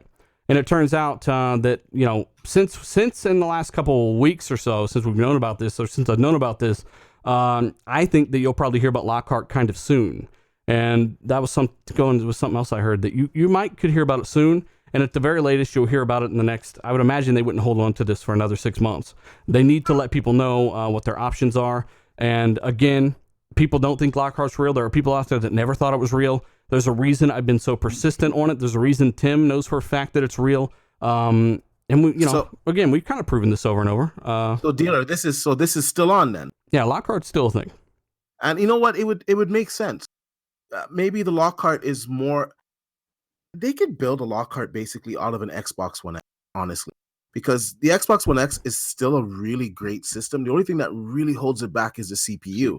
So if they built a Lockhart with the power of the X, but with a better CPU, so it does 4K, 60, medium settings, whatever, and then they have the Xbox Scarlett, they would have all bases covered. Yeah, that'd be a good strategy. And I got to make sure that people know what the Lockhart is, because we're always getting new people, right? But the Lockhart is, think of it like the Xbox One S of the next generation. Whereas the Anaconda, or the Scarlett as you know it now, the Scarlett that was revealed at E3 is Anaconda. So Anaconda was revealed. They did not, and I've said this over and over, they refused to talk about Lockhart. Phil did talk about the Xbox One all digital being that console, but that's not accurate, and he's playing hardball there. They did not want to reveal. Apparently, it's a marketing ploy, and Lockhart will be revealed some point. If it doesn't hit the same day as Anaconda, it will hit later. I am fully convinced now. And $300 versus $500, I think with that $200 window there, a phenomenal amount of performance running on 7 nanometer. There's a lot they can do there, a lot of damage for that market that may only have a few $100 to spend on a console. I think it's a phenomenal option. I don't see the negative. I'm thinking it would be 400, man. It defeats the purpose. The whole point of the Lockhart is to make a next generation box as accessible as possible. And at $400, a mere 100 less than what the Anaconda will hit at. That's just not the way. But I don't see it 300. 300's going to be the cheapest console we've seen in years, man. Yeah. It could be. But you got to remember though that they're not doing what they're doing with what they're doing with the Anaconda is what they should have really done in 2013 with the Xbox One and focused purely on power and performance for the dollar. Right. They didn't do that. They had a camera and all this dog shit in there. The Xbox One could have been a $400 system day one, easy, just like the PS4. See, I have a feeling they're going to drop the X to 300 and make that Lockhart 400. I think they'll phase that bitch out. I think. Eventually. They do need to phase out that Jaguar Core. But I think that's the And it's not 600, guys. One Love in the chat said 400 versus 600. I don't think we're going to see a $599 console. I think that here's the deal. I think it's hard to say what the pricing is going to be. I think what they had in mind through some of the things that we've seen, behind the scenes, some of the documentation is that they wanted to specify the most powerful, best performing console. And the only way they could do it is kind of go a little bit overboard with a high-end model and then also offer this Lockhart version, which now we don't know the pricing, which is going to also be probably the most purchased console because it is going to be the cheapest. Now, a lot of people reported that it was dead. Lockhart was dead. I think Digital Foundry said it. A lot of people had said the same thing. But that was supposedly intended by Microsoft. They did not want to talk about Lockhart. They saw the leaks. They couldn't believe so many people knew as much as they knew. So they pushed out these feelers or this news that it was dead or it was never, all the stuff that you've heard. It definitely is real or was real. But the latest I've heard from dealer, and like I said, I'm surprised we're even talking about it because I guess it was greenlit, but it is indeed back and never left. And as I was told, it was just the reason why they did what they did was they didn't want to talk about it. But it's still very real, and whether or not that's going to work out for them, that's a whole different thing. But yeah, I think that the Lockhart's is back on or is still on track.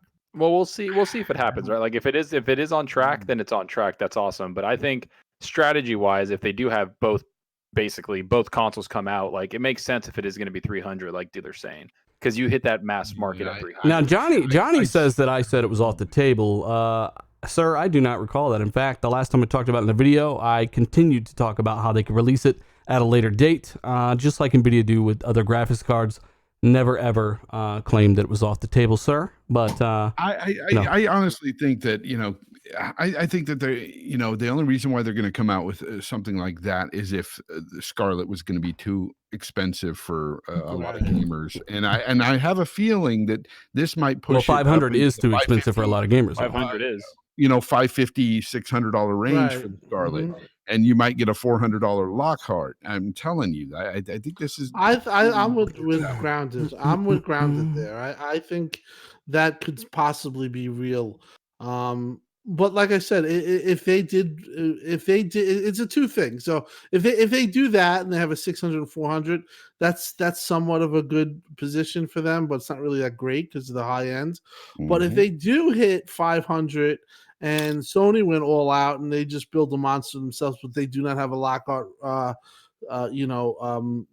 counterpart, that's a big win for Microsoft because then they now have the same type of system with Scarlett as PS5, but they also now have a cheaper counterpart. Now, how much will it be pricing? I don't see the $299. I think it's way too cheap. I think 400 or 349 at best. Yeah. Some people are running with the story that Digital Foundry were fed as well about Lockhart kind of limiting the Scarlett and all this stuff, right?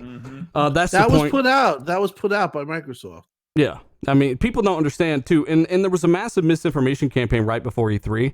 I know for a fact people have lost sources. The people that thought Halo would be up on stage with a controller being played and all that stuff, all that was put out there by Microsoft. Believe it or not, I don't know why people would seriously question a lot of this, is that Microsoft are finding leakers. This was the whole point of that. Since then, we haven't heard shit from those people. And that's because people have lost sources. It is what it is. It happens. It's not that they suck or they did anything wrong in terms of the people who were reporting, some of the leaks. It's that their sources were sniffed out.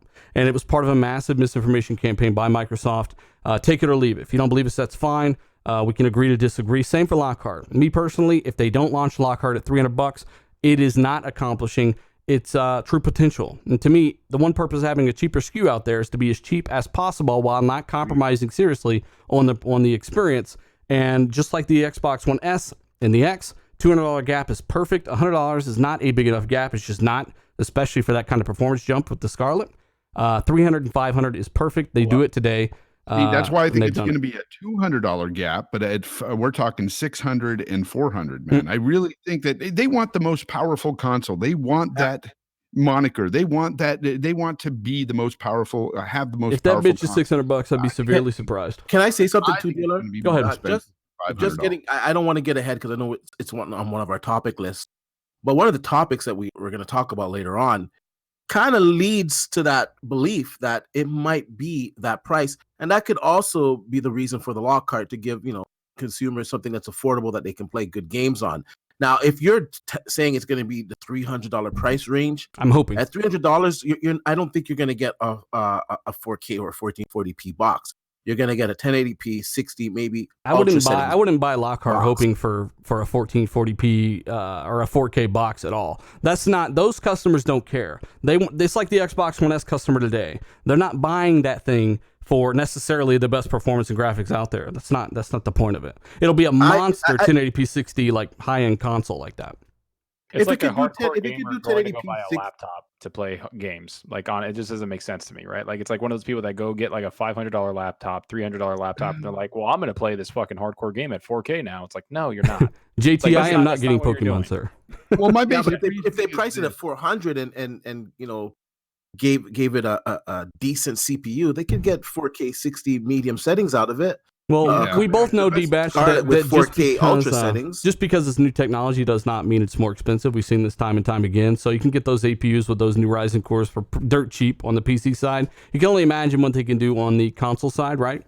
And you've already got the experience with this kind of, it might be 5 or 6 T-flops or something like that, maybe even a little less. But remember, that's Navi architecture as well, so it'll be plenty capable. It'll run circles around the Xbox One X for a similar, if not lower price. That's the point of it. Yeah, okay. So take that. Take what you just said there. It can run circles around the Xbox One X, which, by the way, is still over $400. That's why I don't see this console coming out at $300. That's because they don't have a serious incentive to drop the X's price. They again, the X is the high end console.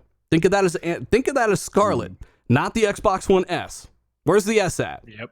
Yeah, I don't see it. I Well, don't see it. We will revisit this, Fonzarelli. Yeah, we will. We definitely will. 'cause And if it is drops $400, at if it is $4 and $400, I will be seriously surprised and defeats the whole purpose of having a low end console. It's like the Xbox One S being $400 today. Well, it's But not what are that you it's getting low for that? end console. It's just That's a the thing. cheaper alternative. It's a cheaper alternative. And $100 is not enough. They've proven that with the X and the Well, S. no. It'll be $200 difference. It'll be a $600 premium console opposed to a $400 cheaper alternative.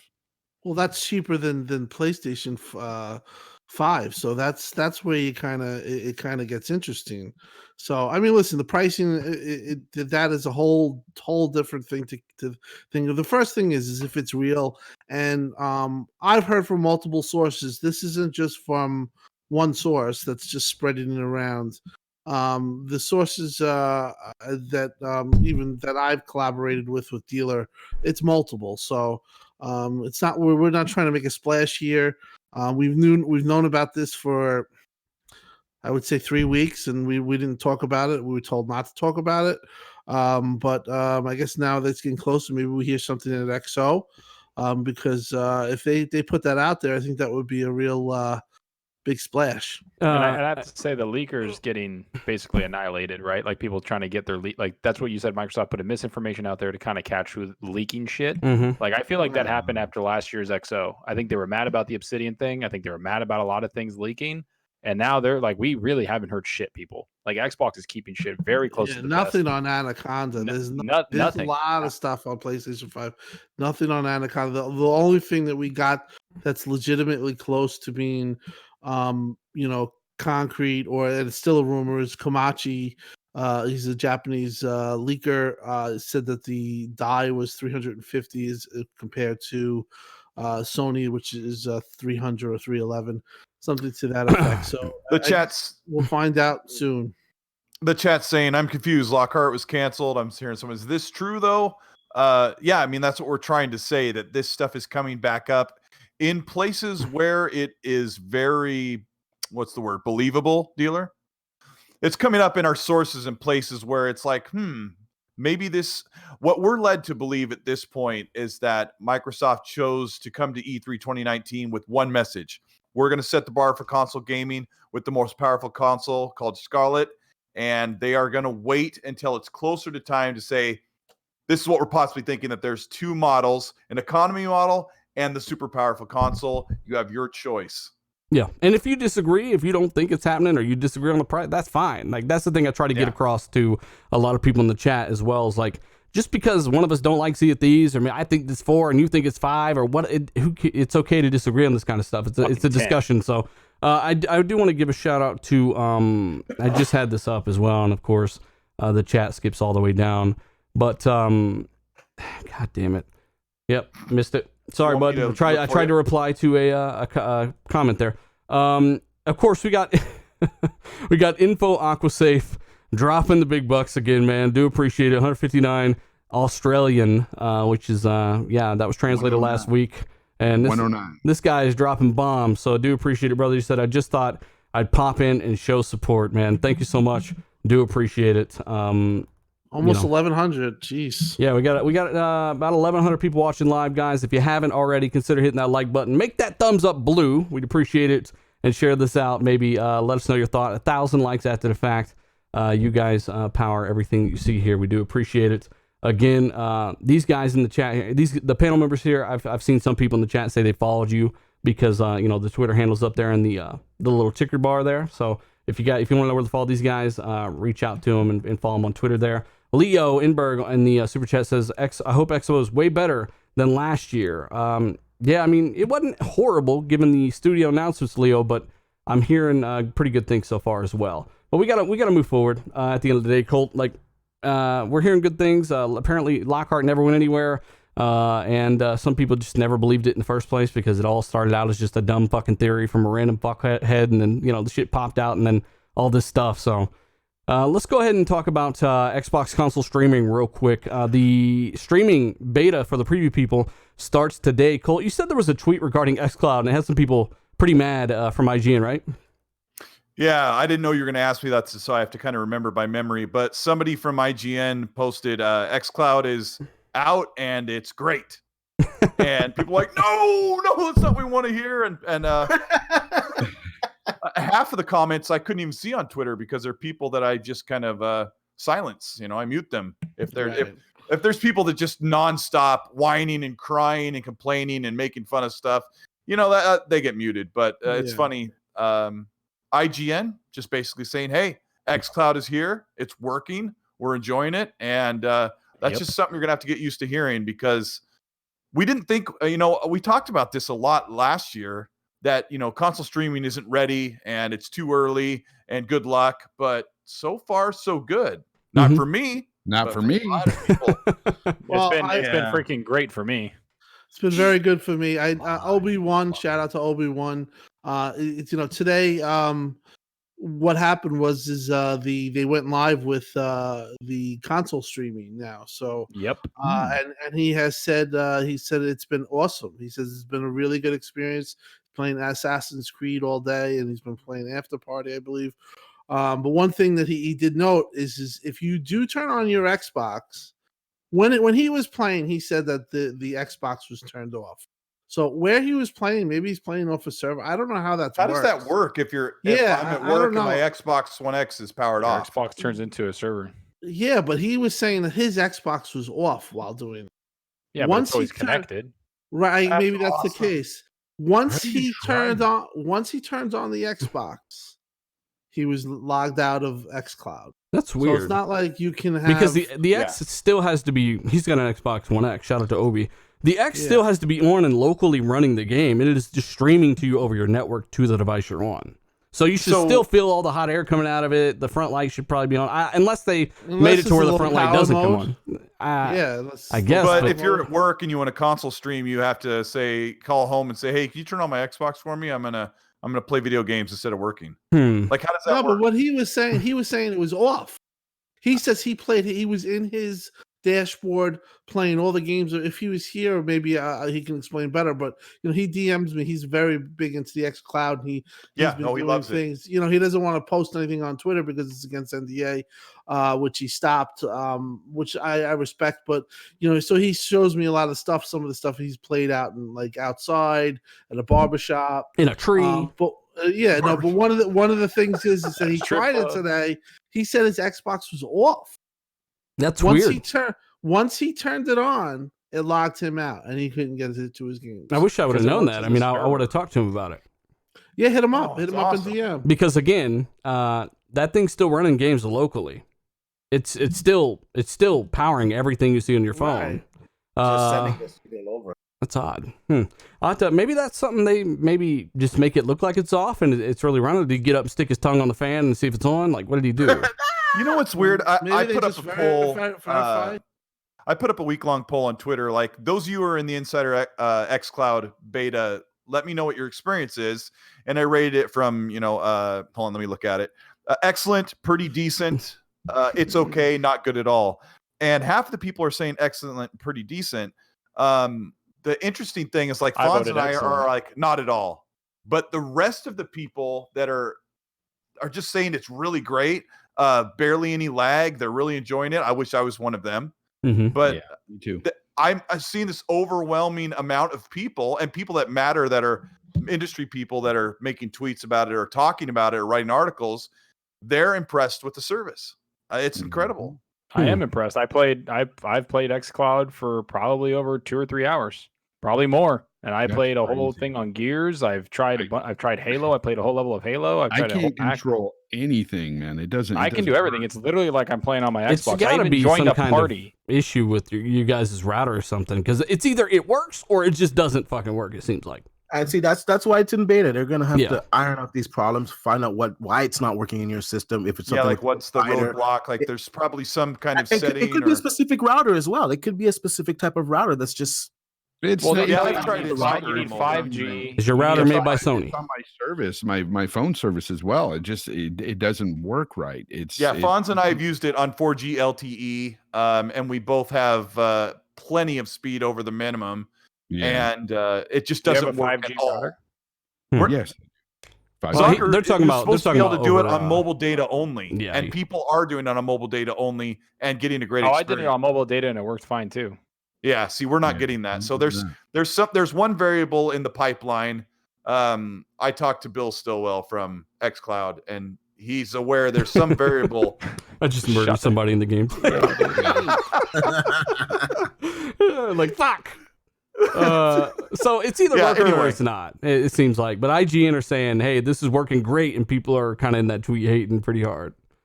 Yeah, it's pretty bad when Nintendo guys are talking shit. Honestly, just know that. Failed Pyromancer, shout out to you, buddy, who also brought up the fact that Modern Warfare is running better on the Pro. Please don't start talking that shit. We don't want to bring up all the hundreds of games Xbox One X destroys Pro on and runs it over double the fidelity, sir.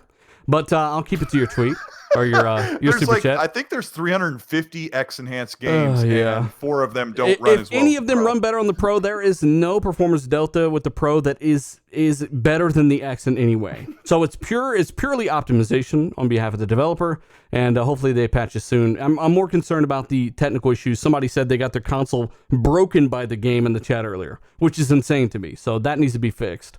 But Failed Pyromancer says, if Microsoft releases multiple consoles, they should really do something like a PC where you can upgrade it over time and choose and pick and choose. I used to think something similar to that as well. But then I started to learn and think about how these consoles are made, what they are. They're chips, all this circuitry, and it's an APU, pretty much. You're looking at everything that's soldered to a motherboard in the interest of heat, power, price, size. And for something like that to be upgradable, it would have to completely change the form factor and everything else about the systems. But I hear you there, brother. The Costanza in the super chat as well. He says, best panel in the game. Keep up the great work. Dealer, please share with D, Fonz, Tim, and Zauker. I already gave you and Colt money on the regular. Oh, okay.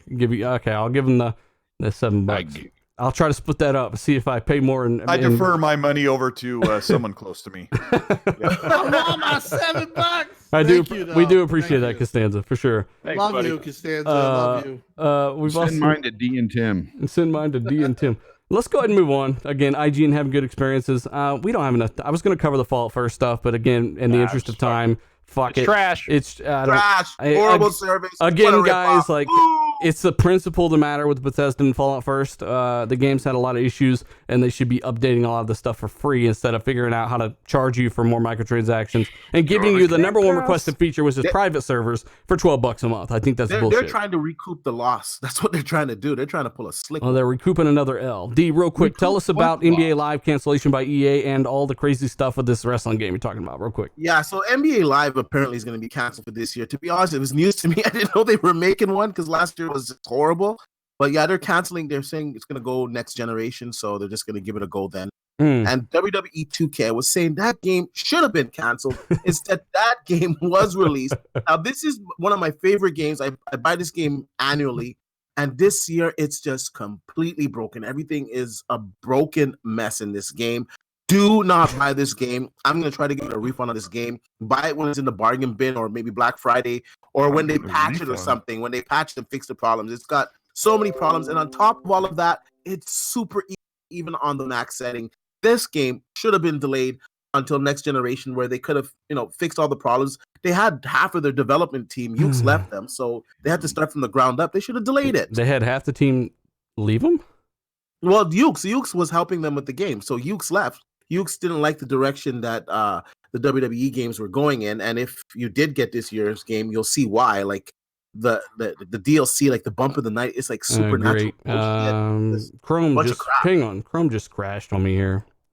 The hell! So I don't even know if we're still streaming. We're still streaming. What the We're still hell? streaming. See live here. We're still streaming. I don't know for how long though. Why? What'd you get? Thanks. Okay, come again. Bye. Well, I'm trying to get back to everything here, but yeah, why the hell did it crash like that? It was the SmackDown. It was the WWE servers, man. I was tagged in a tweet about SmackDown, by the way. Don't buy this game. Somebody still on. We're live. Oh, that's the chat. Yeah. We have 20 seconds to know for sure. I was tagged in that WWE 2K thing, by the way. And somebody's like, I didn't know WWE was launching. They said yes, we're live. We're still good. Okay, so live control room. I'm back in the live control room, but I don't know if that means I'm gonna be able to keep streaming or if it's gonna cut off on me or anything. Just keep going. I'm sure it's fine. We're still live. All right. Well, I was able to get back in there. Hold on. Before we know we're for sure if we're live, why don't you tell us your deepest, darkest secrets? Just kind of. No, sing us a song since they can't hear us. I already know what the deepest, darkest secret is. I'm back in Where here he now. only can play a game. No, guys, we'll keep All right, going, all right, and as soon as if we happen to not go live, just let us know in the chat 2K thing, immediately, by the and way. we'll Somebody's like, I didn't know make sure we fix I it. think we would have clipped off the air by now. I think we're still good. I'm back in here. So hopefully, if anything happens, Ashtray says we're live. Eliminated PO says we're live. NASCAR says 2K. Yeah, okay, that's something completely unrelated. Shout out to NASCAR though. This guy's here every single week. Free Jack, thank you, man, for showing up. Chris713, thank you so much, sir. Philly Eagle, again, channel member, thanks so much. Yeah, okay, so I think we're good. But yeah, apparently they fucked up this wrestling game pretty bad. Half the studio left. I didn't know that. They do outsource this to Korea, by the way, D. I do believe they outsource. Well, it's what's 2K and Ukes. They pretty much do it. So Ukes is, I guess, the Korean company, whatever. And they said, Ukes fuck has it. been doing the game forever. Ukes is like the originators of from back to SmackDown versus Raw days, right? And then when they got bought out, 2K Visual Concepts, whatever, they kept them on and they helped with the game. Now they want to take the game in a different direction. They had some type of internal beef.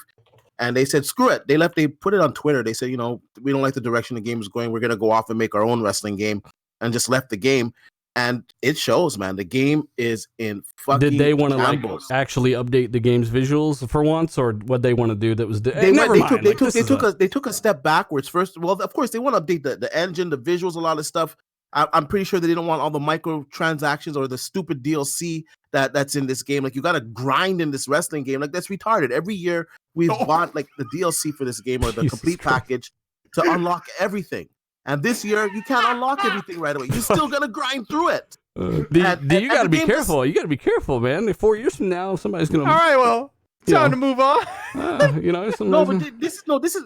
You guys might not play WWE, but it's a popular game, and it's a big issue, and it should never have been released in that state. And furthermore, I think all sports games they need to stop fucking milking us, and instead of bringing out a new game every year with just a roster update, how about you just do some DLC every year, every 2 years, of a roster update of $20 or something instead of milking us.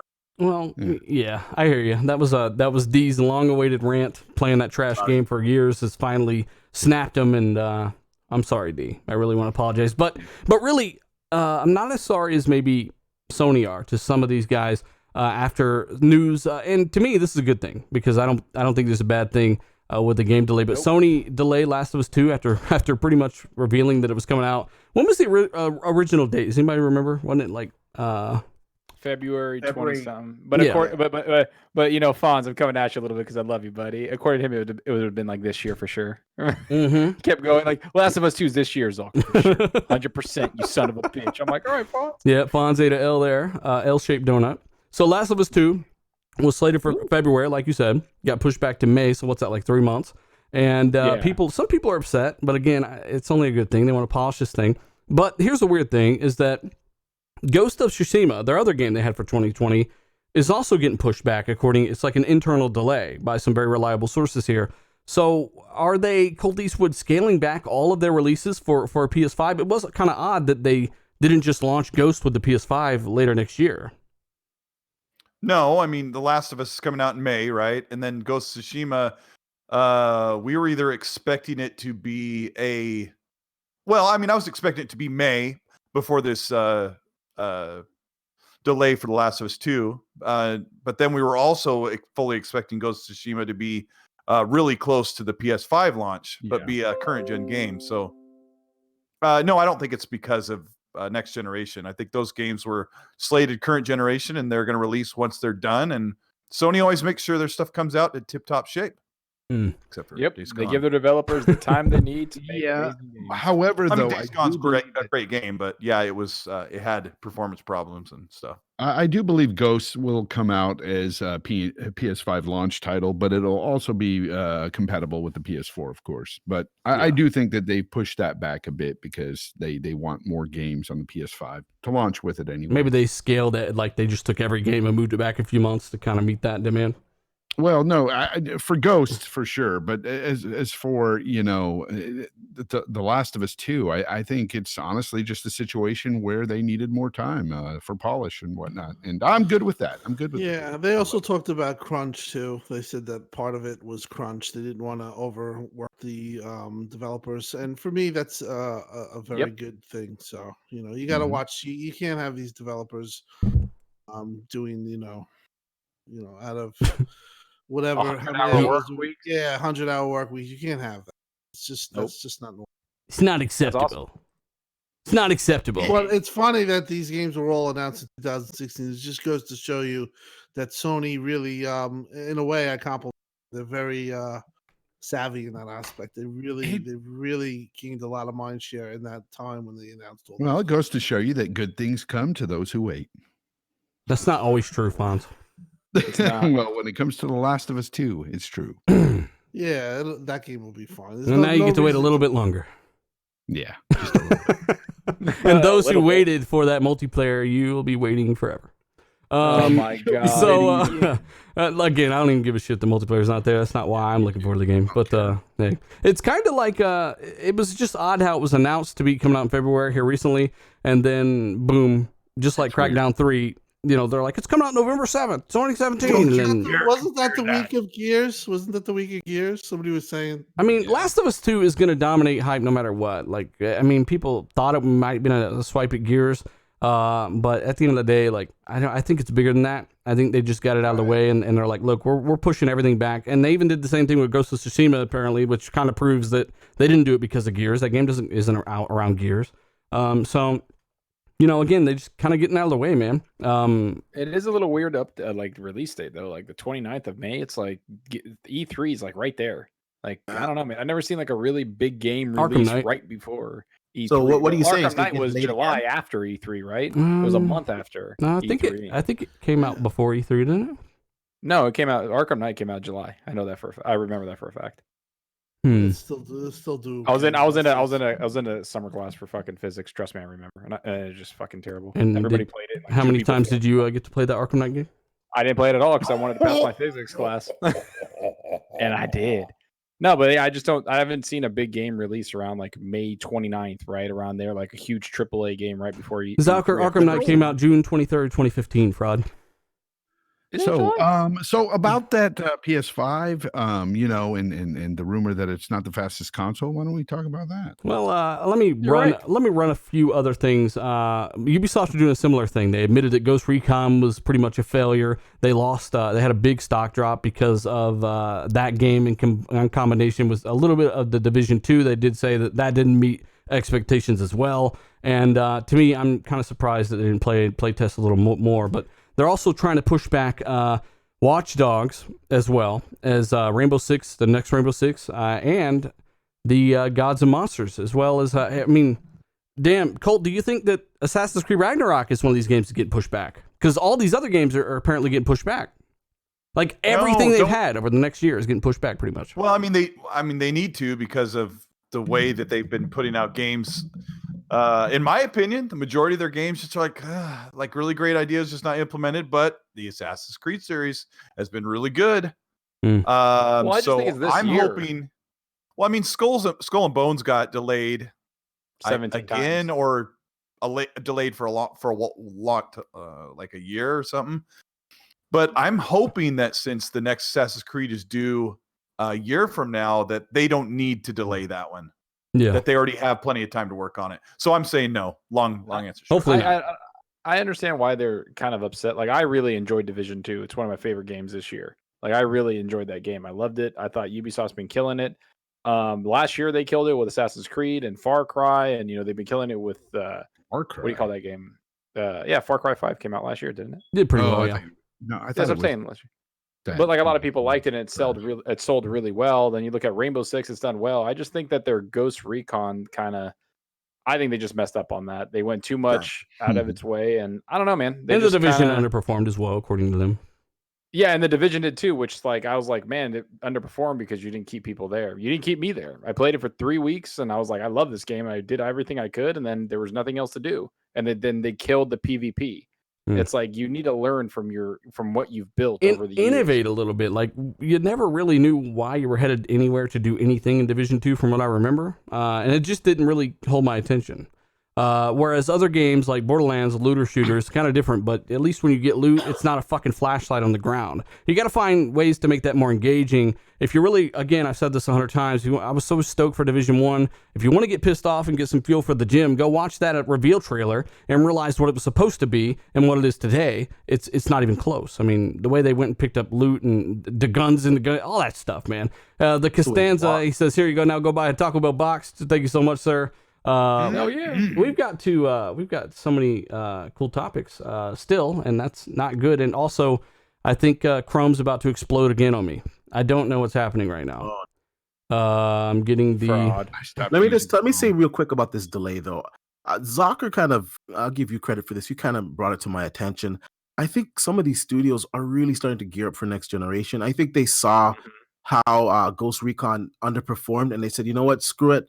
Let's just re-up next gen. It's right around the corner, and people are gonna want games day and date next gen. So let's concentrate on next generation. We're gonna have better hardware, so these games are gonna look better, and we can deliver some new experiences. And I think I think that's what's happening with Sony a little bit too. I think The Last of Us being delayed till May is really 5-6 months out from the PlayStation 5 launching, and the game would still relatively be hot at that time, and would also help push the PS5 if they scale it up on that system, which obviously they will. So Yeah, I think next gen here, man, that's part of the delays. Yeah. I think that's why E3 was kind of a letdown across the board, not Xbox, everybody. I think everybody's just kind of like in a holding pattern of showing their games. Well, we got to move forward, guys. I got it up. I'm running again. I don't know. I'm gonna. I don't know why my CPU is only at like 10%. Threadripper, I'm not overloaded anywhere. I don't. This Welcome first to time. Google Chrome, bitch. I guess, man. I don't know. I always have weird issues keeping up with the chat on Chrome, but let's go ahead and move forward. And I'll throw this out here, by the way, too. We're not even going to fucking cover this because we're kind of running long already, but Sony did trademark a PS6 through PS10. So, I guess they're trying to get those names locked down just in case. Console gaming is safe, right? Is what some people are saying. That doesn't mean shit. But yeah, I think console gaming is safe regardless of this. I mean, unless you thought for some reason that because they hadn't trademarked it, it wasn't. Kind of dumb logic to me. There's a new Xbox update. Randolph Thor did a great job covering this as well. Brings more customization to the dashboard, Colt. Like you can actually move around the different layers on the pop-out guide. So if you want your achievements to pop up first when you hit the guide button, they're actually adding the ability to move all that around. But I'm kind of like Rand. I'm muscle memory at this point. Could you see yourself changing this? Yeah. I don't think it's something that I would even move. I might move a couple things, but there's a lot to that dash that's coming that I'm excited about more than that. So, Like what? well, they're doing some game DVR upgrades, which I might not need to use as much. And I just like the look of the front that kind of emulates the PlayStation store. It's more linear. And I don't know. He's got a bunch of views sharing that dashboard. So there's some cool stuff that people are getting excited about. And I think they're going to settle out on that. And that'll be the Scarlett dashboard. Hey, Brian, I always try to get to your DMs, sir. It might take a day sometimes, but I got so many of them sometimes. It's crazy. I will get to them after the show, though, brother. Thank you.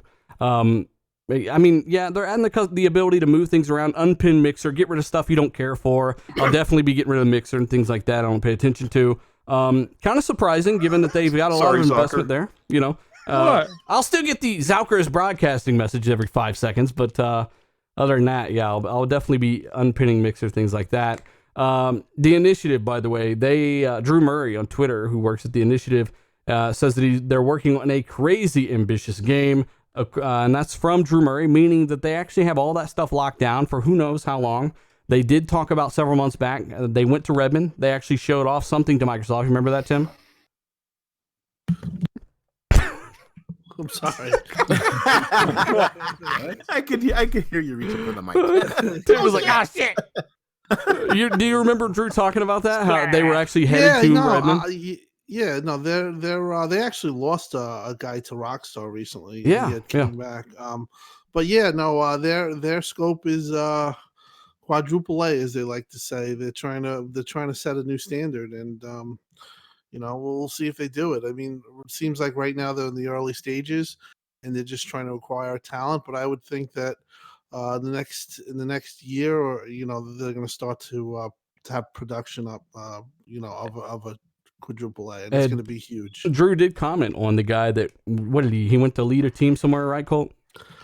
Yeah, the guy from Rockstar worked there like 2 months, and he said, hey, he only worked here about 1 or 2 days a week, teleworking from San Diego, and he got offered to go back to Rockstar San Diego as a co-lead head of studio. So he said anybody would have taken that job, and he's one of the most talented guys he got to work with. So he said the guy only was there like for how you said a few days a week or something like that. Yeah, 1 or 2 days a week, and he was there like maybe 2 months. So yeah, he got offered to come back to where he worked next to his home and co-lead a studio, which is a much bigger position than he was offered at. Yeah, I mean, it's cool, and he respects him. But I mean, honestly, Drew's got a huge team over there. A bunch of people from Rockstar and some from Naughty Dog. So and God of War. Some from everyone. GTA. Oh yeah. They still have a huge crew, and they're going to be the game, I think, in the most highest scope that you're going to see. But when we're going to see the game, I think it's a ways out. This is one that's going to take its time. Well, they're just going to batten down the hatches and show for the next 1.5, 2 years, and we're not going to hear shit from them, and that's okay with me. Yeah, they'll definitely be whittling away at stuff, man. It took Sony Santa Monica quite a while after God of War Ascension to reveal God of War, and they kind of revealed that a little early. So at the minimum, you're probably looking at several years here. But good thing Microsoft have like eight other studios that are capable of AAA development. So I am looking forward to seeing all that stuff. Let's talk about the Scarlett All Access program there, Colt Eastwood. So Microsoft are bringing back All Access. Gaming. Welfare gaming. Jesus Christ. So they're bringing back All Access, and this is a program from last year where you can actually, I know some people that did it through Dell Preferred, but you can basically pay a fee every month, like on a credit line, and pay for an Xbox over time. And they have actually unveiled that they are designing this next one, which will be available soon, to work with Project Scarlett. So if you want to get an X or whatever else, you can actually upgrade from that to a Scarlett, which is really, really cool. For instance, with an Xbox, I don't have all the information right in front of me, which I should have done. But with the Xbox One All Digital, I think it's $19.99 a month, and that does include 2 years of Game Pass and Xbox Live. So you're essentially paying $5 a month for the Xbox One S when you think about it that way, and that's over a 2-year period. Then you've got the Xbox One, the All Digital rather. Then the S is like $21.99 or $20.99. It's a few bucks more. $20.99. It's a few bucks more for. You can watch your own video. Yeah, for a 4K Blu-ray drive, basically. If you want an Xbox One X, it's a $30.99, so like $31 a month. And of course, that's considerably more powerful. And of course, hundreds of games, years of Xbox Live included, and that's over a 2-year period. And if you want to upgrade, they got a thing where you can upgrade from the Xbox One X to Project Scarlett if you have paid at least 12 payments on that X, meaning you haven't paid it off. You only paid off half of it at that point.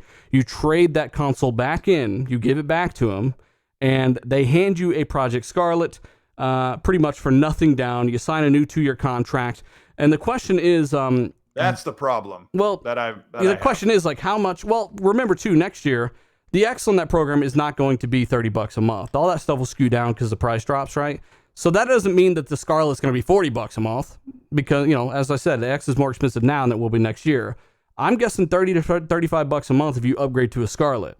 Anyway. Yeah, but you already paid half of the Xbox One X off, and then you turn it in, and I would think that you'd have one more year of payment with the new console, but you've got to buy a whole another 2 years of payments on a Scarlett. Yeah, because you only paid you basically only paid $250 on the X at that point. You didn't buy it all. You can pay it off, don't get me wrong. You can decide to go through and pay the rest of that off, but at that point, if you do that, well, you yeah, only it's pay like $250 or whatever. It's $750 or something with the services. Yeah, I guess.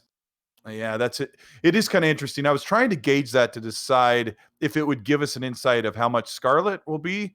I still think it's going to be $499 for the Scarlett, and yeah, I don't know what the new 2-year agreement would be. Would it be $30.99 extended, like when you get a new phone, or would it be prorated because you already paid a year on the X? You know what I'm saying? The X payment doesn't matter. I would say maybe prorated because you are giving it back. Yeah, I don't think it's. I think what this basically for. If you're a person that does not have Xbox and that doesn't have Xbox Live or has Game Pass, this works out very well.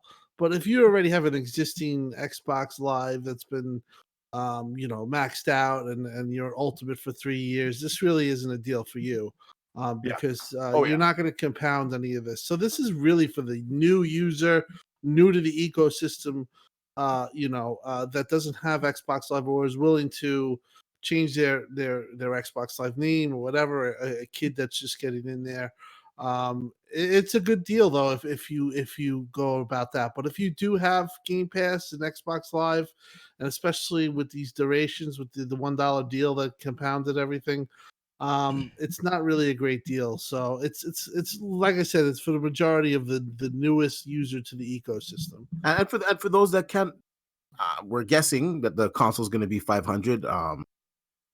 Vaughn says it's going to be $600, whatever. If fuck it's it, around that price, not everyone's going to be able to afford it. Let's be honest. Like, we all have good jobs. We're fortunate enough to be able to afford all the consoles. Not everybody has that luxury. This is really a good option for them to be able to get into the next generation and to have all the exclusives or the console exclusives and the PC exclusives on the platform for the next 2 years. That's just a phenomenal deal, in my opinion. Not even just the exclusive; it's Game Pass, right? So you that's right. You get all the other more games than that, right? well. Dealer? Right. It's Game Pass Ultimate? Yes. Yes, Game So Pass. that's a couple hundred games on Xbox. That's a bunch of games on PC, whether you have it or not. And that's Xbox Live and the console of your choice. And again, the X is $30.99, so $31 a month. I am guessing no matter what, the Scarlett payment is going to be anywhere from $30 to $35 a month. Mm-hmm. And that's where I'll leave it. I'd like to know from the chat if that's something that is appealing to them. Much like a cell phone, you are subsidizing consoles now. And I know several people that have done it with the X. Maybe they wanted another one for another room. They've said, fuck it. I'll go ahead and do, I got some credit with Dell Preferred or whatever. I can easily pay this off. It also builds your credit. And if you don't want to do it, again, you got all these people out there trying to watch what you're spending. That's why I want to hear directly from the people that might do it, because all these people skewing all this stuff all the time. It is what it is. The numbers are what they are. You pay for what it is the day you get it. So yes, you could save money and wait for a sale and this and that, and a year down the line or 6 months or Black Friday. But at the end of the day, when you walk into that store and that Xbox One X is $450, $500, that plan is going to map out to what it is that day when you walk out with it. So again, are there cheaper alternatives? Sure. But it's not really, like, to put it simply, it's not really more expensive, but you can find better deals if you wait and you get it separately, but this right out the door. But since when is financing anything the better deal? Like serious. Yeah, like and you can actually argue in a way that it is better deal the day you pick it up, because even Engadget are saying this. Like, look at all the games you get, all this stuff. It's actually cheaper to do it this way than doing it and go and buy it all outright, right? So it depends on what you're looking at, but at the end of the day, if you're financing anything, very rarely are you getting the best deal you can get or the better deal. You could always wait 6 months and buy that car at a cheaper price, or a year or whatever, right? So a lot of these guys are kind of looking for, they'll go say, just go get a 0% APR credit card instead, and this and that. Like, you don't understand, people are already buying these things on their current credit cards that have sky high interest rates. maybe this way is a cheaper way for them to do that. But at the end of the day, it's just an option. Zalker, I mean, what are your thoughts on something like that? Do you understand where they're coming from with this? Yeah, of course I do. I mean, some people can't afford to just drop, $60 on a game every month, or $100 or 300, 400, and if your phone's 7,000 on a console, you can't I'm just joking, bud. You can't. Oh, Fonz had to leave, by the way. I don't. No, I know. That's why I'm talking shit. He left. Shout out to Fonz. Give everyone in the chat, give Fonz a thumbs up, man. He had to head out. He's on a weird work schedule and he's got to eat and stuff. Yeah, no, but so I think it's a cool thing. I think it's for people that maybe can't afford that that down payment, right? And it's just kind of cool that they just give them that option. Like here's over 200 games. Here's a console, $31 a month. Go fucking have fun. And every new game that comes out from Xbox, you'll get to play that too for the next 2 years on top of it. Mm-hmm. So I think that's really cool. I think that's good for people that are on a budget. And I'm not going to judge anybody. If they want to do that, go do that, man. That's awesome. That's as long as you're playing games, you're doing what you love, and it's that important. Like, why not? Like, just have a good time. If you hear someone banging on your front door and they kick that shit in, throw a flashbang your ass, and your Xbox is gone, that shit got repossessed. I mean, it happens. It is what it is. D-Batch, what do you think? Dealer, why did they get mad at an option, though? I don't get it. It's an option. I mean, if it was an option that was completely horrible, I would get it. But because the other platform doesn't have very many options, that's why they're not used to this. They're not used to this. This is Microsoft didn't lock any games behind Game Pass. They're not taking all consoles off the shelf and saying everything's going to go through Amazon or Dell preferred, or Microsoft Store to buy your. This is just these are options. Yeah, No Russian says that we'll probably only be limited to Microsoft Store. They're expanding that right now. It's Amazon, I do believe, in the States. So if you want to get and I'm sure it will be at the Microsoft Store as well. Maybe they'll update that, but. If you want to order that off Amazon or whatever, I mean, Amazon's a much better place than going through like a Dell preferred thing, like they did before. I agree. Dell preferred was kind of a weird thing, but I mean, Tim, do you have anything else to say? I know you have a little bit of experience, kind of looking at this kind of thing. No, not really. He's like, it's pretty straightforward. It's pretty straightforward. Like I said, it's it is what it is. Depends on the situation. Yeah. Well, if you want to know all the details, and I do this out of respect for the panel here. If you want to know all the details, then just check out my last video. It's all there, and it's all linked and all that stuff too. So again, shout out to Fonz. He had to bail. Just so you guys know, real quick, Mike Ybarra working at Blizzard now. If you didn't know, he is there. He has announced that as well. Just figured I'd throw that out there. So that's kind of like somewhere he's really wanted to work. Xo19, Colt Eastwood. Congrats. Smack yourself in the face, Colt. Tell me. Xo19, they're teasing Ninja Theory there, and I think it's obvious that it's something Bleeding Edge related, right? How hard do I have to smack myself Very in hard. the face? That was the wimpiest little slap I've ever heard. Well, my headset would fly off if I did any harder. A little baby hand smacked your face. Little plastic baby hand. Ninja Theory. Yeah, I know. I was just trying to... how am I going to say this? I'm going to kind of explain it to you guys, get your expectations correct, that they're going to show Bleeding Edge and possibly talk about when the game is going full alpha and when it will release. I think that's the most you're going to see from Ninja Theory. But what's that, Soccer? I said 100%. I mean, they said Ninja Theory is going to keep you on the edge of your seat. I'm like, you little... Yeah, no new single-player game from Ninja Theory. That is... something, if we're going to see it this year, that's an E3 thing used to sell the next generation console. So yeah, be excited about Ninja Theory's Bleeding Edge. I'm hearing some weird things about XO, so much so that I'm not even comfortable saying it on my own fucking podcast. Great. What we do know, and it's not a bad thing, and that's kind of why I'm hesitant. What I do know is that from everything I'm hearing, if it's accurate, plan on a much bigger XO. And if they're really going to unveil what I've heard about, which it seems odd, then it'll be a massive XO. But again, football size grain of salt on that. I feel like they should save those crazy bombs for E3. Yeah, because Sony are going to be back in full force, I would imagine. Yeah. I think, and just to one of the other topics, I just have an update on. Obi-Wan is confirms the console is on console light is off. The And console if I is on, but the console light is off. Yes, and if he shuts off his phone during the game, he can turn the console on and pick off right where he left off. That's cool. So, like with Yeah, Stadia, if he turns his TV on, he should see the game playing right in front of him, and he can actually see the latency there. Like if he's playing it on his phone from his console, he should be able to turn his TV on and see his console playing it too, right? Yeah. I don't know. I'm actually he's listening to the show right now. Obi, if you do hit me up the DM, he says Forza is awesome and on it, and he's doing really good. Yeah. No So Forza. I'll try to get. I'll try to get Forza that. on As far as XO, Sorry. my opinion on this is, you're hearing all these crazy things. Listen, we all know Microsoft has a ton of shit.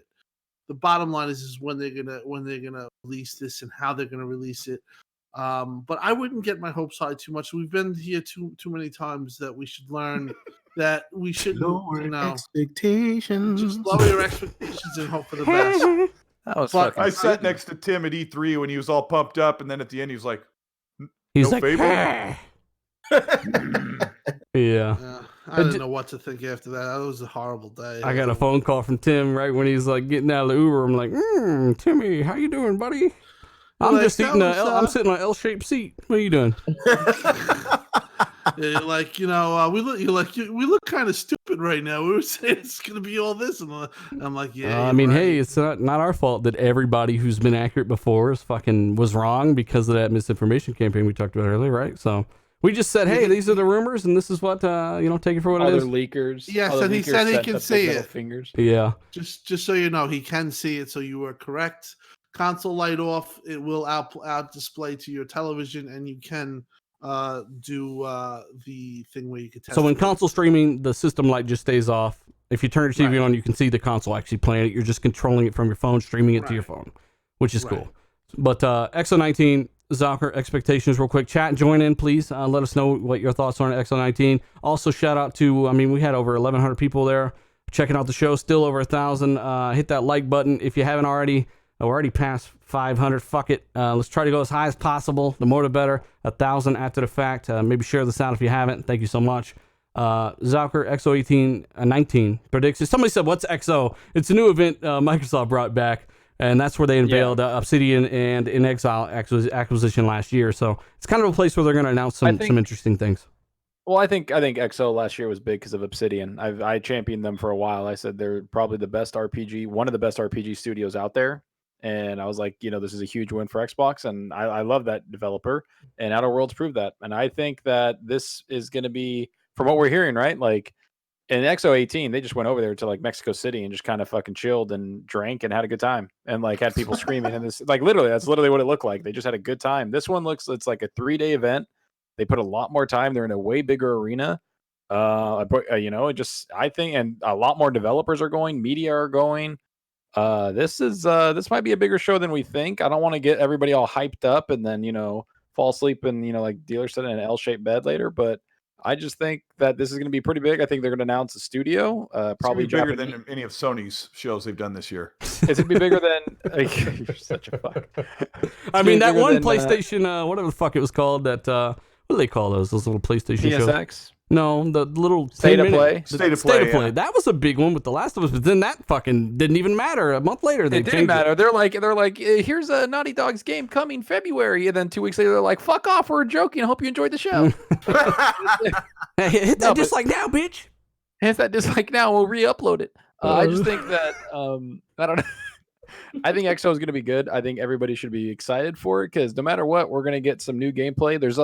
And this is one thing, people. There's a lot of games coming in spring from Xbox. Like, I know a lot of people are like, "Oh, I just want fucking huge AAA." Like, we're getting Ori, we're getting, Minecraft Dungeons, There's not which really looks good. anything in the AAA vein for spring. I don't think. Well, I'm not talking about AAA. Like Bleeding Edge, I'm excited to see Bleeding Edge. I'm excited to see what Ori's going to look like. I'm excited to see a lot of the games because we play games. Yeah, so but I'm going to play some bigger games. God damn it. Yeah, I mean, we have a shit ton of big games. I mean, I'm looking forward to Halo, but until then, I don't think there's anything like massive blockbuster type game. Keep in mind that we all enjoyed Gears. At least those of us didn't have the issues. And I'd like to see more of that from Xbox soon. But it looks like Halo might be the next time as of right now. Not sure though. But I mean, you know, for one of their big AAA, like I get what you're saying, but Exo I think is gonna be cool. I think they're gonna announce some stuff. I think they're gonna show some stuff that I don't know, man. It seems like they're gonna show some stuff that we don't expect to see. So I'm looking forward to it. I don't have all like the little things that dealer has where he's like, I've heard this and I'm uncomfortable. And of course, just a No little Russians like fuckboy. Battletoads. Don't remind us of Battletoads right now. That is Colt's favorite game, though. What? What? Yeah, Battletoads is coming. Let us know if you're looking forward to Battletoads in the chat, of course. Wasteland 3, fuck you. And Wasteland Gears I already Tactics. made Battletoads in my If mind. they don't show and Gears that's not what Tactics, if they don't show Gears Tactics, I'm fucking someone up. Mainly Colt. All right, well, It's gonna happen. you can keep your shenanigans to yourself. So I'm going to talk about Sony backing out of the fastest console in the world claim. I did a video on this a few days later. Later that day, they actually changed that job listing. I updated the source and all that. And in my opinion, this makes it even more interesting. So just to clarify, I reported on Sony's job listing where they are hiring. And on that job listing, they did talk about how you will be some of the elite people that are super excited to work on the world's fastest console, PS5, holiday 2020. And as of that point, that was the only place anywhere that Sony had made any kind of performance claim that it was better than any other console. They have never said this before. You might think it, listening to all these people, but they have never, ever officially, in any official forum, anything like that, ever said it'll be the best, the fastest, the most liked, it'll have the most roaches in it. They never said anything regarding it being the best. Roaches. They never said any PS4 of that. does have the most roaches. So again, that's why it was very interesting to me. And people didn't watch my whole video where I said, yeah, in a way, fastest does means more powerful because in a way you can define it that way. But I also went into explain why that's probably not the case. If people just watched before they commented, that'd be great. So, I mean, this is very interesting. They changed that. They took all of that out of their job listing. I got all the pre-changed screenshots in that video, by the way. And they no longer claim to be the world's fastest console there, Colt Eastwood. They actually, it was the article you were talking about. The article was making fun of the fact that they were, but, you know, maybe not. I can't remember what the words were, but it was like Sony's PS5 is the most powerful, but no, it's not. I think were the words. Yeah. I mean, it was much more funny than that, man. I wish we could remember off the top of our heads. No, that was pretty much kinda it. weird. But, yeah, I mean, it was a whole thing about I how think they it said had to back up. PlayStation 5. Sony says PS5 is most powerful, or maybe not, or something like that. Like, it Yeah, was a lot. something like that. Yeah. Hey, Hey, I got to jump out. I got to go. Thanks for having me on All the right, show. I man. really Yeah, show's appreciate it. running long, I've been bro. playing Outer Worlds, and thanks for everything. later. All right, man. Good Later, talk, guys. man. We'll see you later. See ya. See, this is what happens, guys, when we do a $500 podcast, right? We're just trying to get through the topics, especially the ones in the title. That's why it's so long. But go ahead, Zucker. I was gonna say, I found it kind of weird. I made a video about this too, and I just found it kind of weird that they did take it out. And I said in my video that it looked like it's just like kind of like unprofessional. Like you're kind of like the fastest thing, and then they take it out. It's like, does the guy applying for this job really give a flying fuck? Oh. And then on top of it, like it's a cloud. You want a cloud software manager. Mm-hmm. Like what? Like, yeah, sure, he might work with the engineering team, but that's just to get like large amounts of data, which is your games, onto multiple devices, including the console. So what does the fastest console have to do with any of that? I don't Like know. it just doesn't make any sense. Furthermore, like, do you think they were told to, what the fuck are you doing? We didn't say it was the fastest. We're going to take an L on this. Or do you Yeah, think maybe like- they are hiding it? like some intern on Indeed or Glassdoor or whatever put it up there, and they're like, "Hey, what the fuck?" I don't know, like. And he's like, "Oh, I'm sorry," and he's like going back on Twitter, "Fuck you!" Like he's just like an actual fanboy. I don't know, like it didn't make sense to me, and it didn't make sense to them to put it in there, and they took it out. Like they literally just took that one sentence out and then re-put it up, and it's just like, ugh, like that's just kind of weird. I mean, don't can know, we like, think of a time that Xbox has done this where they've claimed most powerful and taken it out, Tim, or anything like that? I think they know. I don't really think that they know much. I think that probably somebody, put that up thinking that, that they were going to be. And then obviously once it hit and the upper management got it or whatever, they said, we don't know this, or we can't say this at this time. Let's take it off. And that's how that all went about. I think it's really too early to tell. As I was told, the clock speeds haven't even been set for any of these consoles. You see a lot of rumors, people hearing this, the developers saying that. I've heard things that Xbox could be more powerful. we've been pretty much been saying that, but that's what we've heard. But in the end, nobody really knows, in my opinion. Hmm. It's kind of a see who's making the move type deal first. And Sony has not made that move. I think Microsoft, one of the reasons why they're being so quiet is they do want to get out there and maybe say where they're going to be the best performing console and be concrete about it and be obviously accurate. So that's why maybe we haven't heard anything, and why Sony's been out there. I think it's kind of a touch and feel type deal. They're trying to both feel each other out. And there's so much stuff going on that there's no real way of knowing that. Lockhart. It definitely doesn't like make it look any better. The fact that they retracted it so quick. That was the thing. I also did a story on it too, and unfortunately, when I released the story, then the news came out that they retracted. Well, you know what? Like that could have been a good thing if you'd have just waited. If you'd have just waited a little longer, you could have talked about what that act. I think it's even more interesting now that they've retracted it. Exactly. You could have talked about that. If you stand behind your product, why would you retract that statement on the world's fastest? Also, too, I was curious why they used the word fastest. Why not say the most powerful? To contradict directly what Microsoft said. And the fact that you're saying that they retracted it tells me that they're not quite sure, and they don't have the same confidence that Microsoft does with their console going forward, because Microsoft has not retracted the wording saying that their console will set the benchmark. They have not retracted that. They've stuck to that. Well, I mean, Stu Spin says just like their TV ads with the 4K stuff, which they did get crushed. They've been sued over some of that stuff. Big Cloud Gaming, what's going on, brother? Shout out to you in the chat. Leo, Stu, of course, Reclaimer. We got QW Lone Star. We've also got wow, okay, that name's crazy. I'm not gonna MZU 5,000. Thank you so much. We've also got a few different super chats here from Fallen GG. Can I play with you guys? Hit me up on Xbox Live. II space dealer space II. I try to get back to everybody. If we can figure out a game that we can play together, yeah, that'd be pretty awesome. And I'm pretty sure Google just crashed again. So, I mean, Tim, you kind of, I mean, again, this doesn't really bode super well for PlayStation 5 at this point, in my opinion, until we hear more. I'm not saying it won't be the most powerful, but from everything you've said, right, everything we've heard, it's supposed to be Anaconda all the way. Yeah, it's supposed to be. Some of the things that we've seen the documentation, I think that it's been passed around by Clobril early on. It was verified as Microsoft. I did verify that it was something from their their documents, and it says they're looking to be the most performing. I think that the wording right now is the play best and most immersive, right? Most immersive. They've been more vocal on it. So I do think that this is, a part of their strategy. They want to get that moniker of best, most powerful console. But I don't think that. I think that maybe Sony really put up a fight here, and we shall see. I mean, it'll be interesting if Sony comes out ahead. I will rightfully take an L, and but I'm just passing what I've heard from people that know a lot more than we do. You know what I mean? And we were saying the same thing about the X before it launched as well.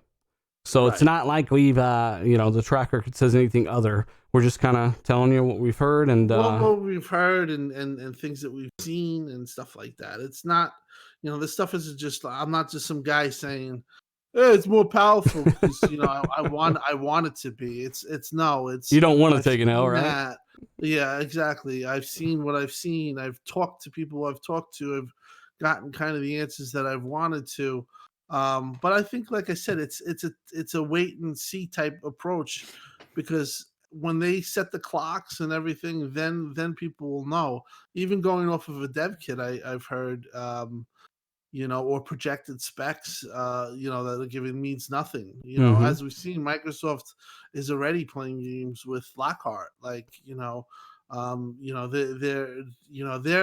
the purveyor of, they're the pusher of their information, and they could put whatever they want out there, and until it's really fact, we won't know until then. Yeah. Well said. I would say by E3. I'd say by E3 we should get some type of something close. Yeah. It'll be interesting, man. Again, I don't remember Xbox ever putting something out there like that and taking it down in any fashion, job listing or otherwise. But Nope. I do want to hear more from Sony. They have not made any metrics claims. Aside from that, they retracted that. So I don't even know if we should even acknowledge it anymore. Or maybe they're playing games. I just want to add real quick. I think both Sony and Microsoft, they're going to have to really wait until AMD comes out with their own RDNA 2 stuff when they showcase it, which will probably happen at CES 2020. I think after that, after they do the presentation on the next architecture, I think that's when we're going to start to hear what's inside these consoles definitively. Yeah, and as we've seen on Twitter, I wish Colt was still here because Colt was talking to someone like Andrew Reiner, I do believe, and Reiner's the guy who said that, you know, he heard from sources that PS5 is more powerful, right? One of those guys. And literally Albert Pinello replied to Andrew Reiner, who was the guy that was responsible for the hardware, at least before he left. And he said, yeah, the dev kits aren't even out there. There's no way the dev kits are out there for the Xbox yet, and that information can't be accurate. No, of course they're not out there. They've said that even when the X and the Pro and all that, they didn't get dev kits till I think it was like March, like right of that year it was releasing. So how would people have dev kits a year and a half before the release of the console? Who knows? And what spec? Maybe they got a hold of some specs, but what specs did you get? You know, what SKU, what model, right? So year and a half out, they're still tweaking. They're still working with the clocks. They probably even have a few different configurations figuring shit out. No way they don't specs. The final spec. They've talked about how they had multiple configurations for what became Xbox One X. They said they said they had a very pro-like Xbox One X in 2016 that they could have launched, but it wasn't enough to do what they wanted to do. They never released that prototype. They also talked. They also overclocked the Xbox One twice within a month or two of launching the thing. So it was 800 megahertz GPU. They overclocked it to 855 before launch. It's small clock, but just an example of how things do change. Also, the CPU 1.6 to 1.75. Xbox One actually had the fastest CPU out of either of the consoles. It was the GPU that was pretty weak. Element of PO poking a little fun. He says PS5 had the fastest 4K Blu-ray player. That's what they were talking about. I don't know about that, but in either case, guys, we're past due here. We all want to die. We all really want to die. And Fallen GG, bro, I hear you. Hit me up on Xbox, bro. I'm serious. If I'm down, if I'm able to actually jump in a party, yeah, of course. I'd like to talk to all you guys if I could. Trust me. It's not always easy though. But yeah, hit me up maybe after the show if you're listening.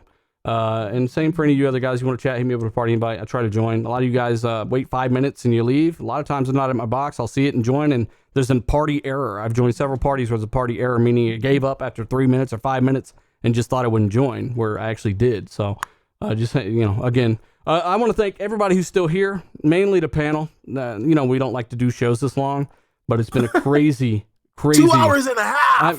Seriously, we've had a 2 hour and a half show before, and I just never wanted to repeat that.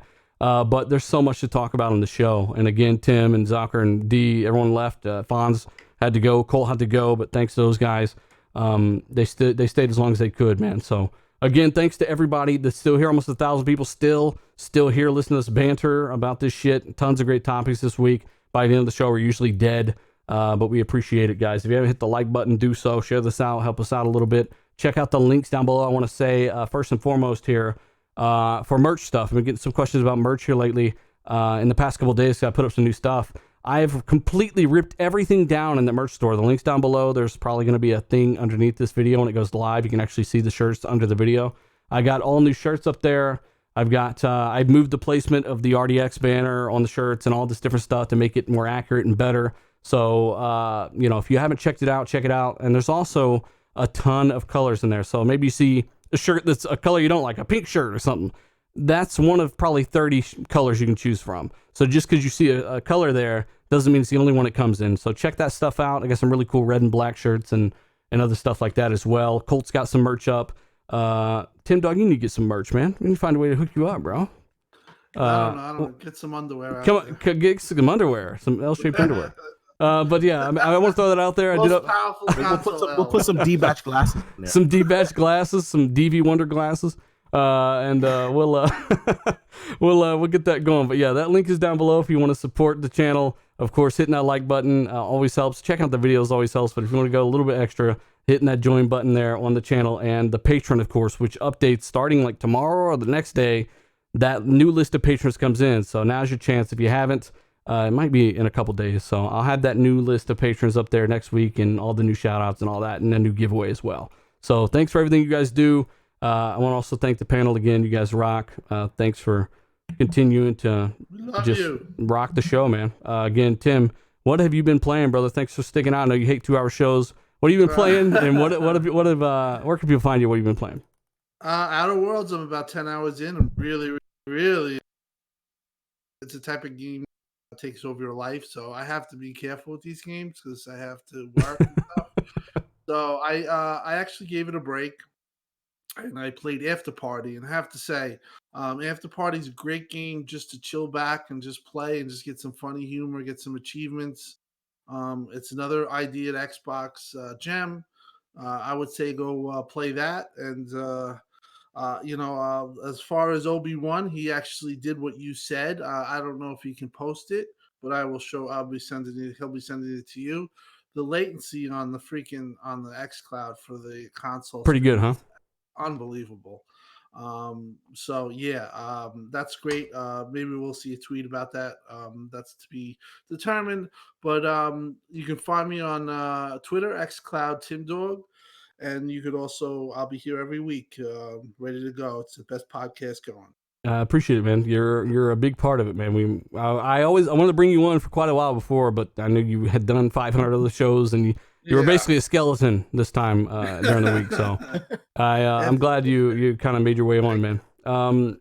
Also, I just want to shout out to everyone who saw some negative impressions of Xcloud and just only shared that on Twitter like it's the end all be all.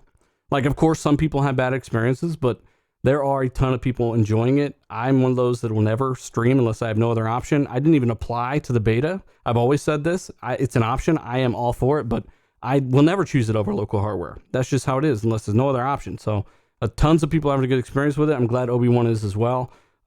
Seems to be really cool, man. Hopefully it works like that in day to day. D-Batch, what have you been playing, brother? Where can people find you? And of course, when are we going to get those D-Batch underwear? I've been dabbling a little bit in the Outer Worlds. I played a couple hours of it. It's a good game. I'm not really an RPG guy, to be honest, but from what I played, it was pretty decent. When it comes to RPGs, I'm more like a Mass Effect, Knights of the Old Republic kind of guy if I'm gonna play one. So I'm not really into the Fallout stuff. But with that said, the game looked pretty and it played quite well. I like the dialogue and the facial characters, yada yada yada. But Call of Duty, holy shit, that game is just wowing me. I've just been stuck on that game. In fact, that's probably the first COD in years that I know I'm just gonna replay over and over again. I'm gonna have friends over. I'm gonna show them the HDR. I'm gonna show them how it looks at 4K with 60 frames per second. The game is just amazing. I love the crossplay in the game. Man, I could just go on and on about the game. I'm already seeing guys in Twitter saying, Sony guys suck, because they're duking it out online in the game. And this is what gaming is about, man. I really love this game. You guys can find me on Twitter at D_batch, at YouTube at dbatch, and check out my last YouTube video. It's actually Call of Duty, about maybe 15 minutes of it, 4K with HDR, all the bells and whistles. So if you guys want to see what it looks like in HDR at 4K, check out that video. It doesn't have ray tracing or anything, right? Not that video, but the game does have ray tracing. It has ray trace shadows. I played it on my 2070 Super, and the ray tracing shadows, they are realistic, but in a game like that, I don't know how much you're really looking at your shadows. So it's not something that's a deal breaker or something that really stands out unless you really sit there and stop and look at it. And Call of Duty is not the game that you stop and look at shit. You shoot shit. You know. So. Okay. Immortal in the chat says he's level 45 multiplayer already. He's a fucking multiplayer beast, flying through that shit. He's also really good at Gears competitive as well. Shout out to Immortal. What was I gonna say? I don't know. Oh, somebody picked up a shirt from Colt. I'll let him know. That's awesome, man. Glad you got it. And Zalker87, brother, how have you been? The one of the newest members of the show. You've spread it out of the ground, man. How you been? What have you been playing? Where can people find you? People can find me at Zalker87 on Twitter, Zalker87 on YouTube, Zalker87 on Mixer, and I just beat Uncharted 4. Fucking loved it. It's a great game. Mm-hmm. Good game. Sorry, and about to play about 10 hours, I want to say, in Outer Worlds. I started a Call of Duty campaign, been playing League of Legends and Apex. I've been fucking gaming, bro. Gaming, bro. I'm having fun, man. I'm having fun, a lot of fun. I'm having a lot of fun, especially with Outer Worlds. I think that game's great, and Call of Duty surprised me. So yeah, if you guys want to hang out, chat with me. And again, Mixer, it's Lockhart87. I always like talking to people, and yeah, I love playing games. So that's where you guys get me. I'm about to go eat some fucking food. Yeah, man. Head out if you got to. I want to give a shout out to. And wait, hold on. I got to shout out Lethal. I was about to shout out Lethal. No, man, he's my baby. All right. No. So Lethal, hey man, thank you for being here for 2.5 hours and fucking killing it in here. This motherfucker stayed up past 9 o'clock again. I'm proud. I'm happy for him. Dude. I'm gonna give him a little hug, a little kiss on the cheek. All right, well, Lethal, you can feel free to run away from Zalker, but yeah, you're a great moderator, man. You're crushing skulls when it needs to be done. We got a great chat though for the size of it.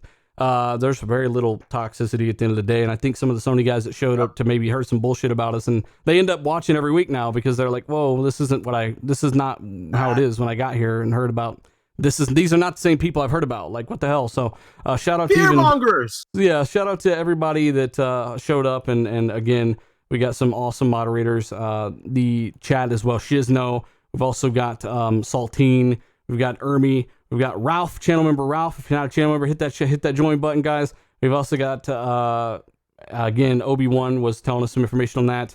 NASCAR Allo again, always here to the end. If this chat caught on fire, NASCAR would be the last one out the door, trying to see what's going on. QW again, Immortal, Philly Eagle, Thyla, and so many more guys. I wish I could sit here all day and do this. Trust me. So you guys power the show. You make it what it is. You're absolutely fantastic. Again, we'll see you guys next week. We are gonna go die. Later. I signed out twice. We're gonna go die. We're gonna go die like Death Stranding.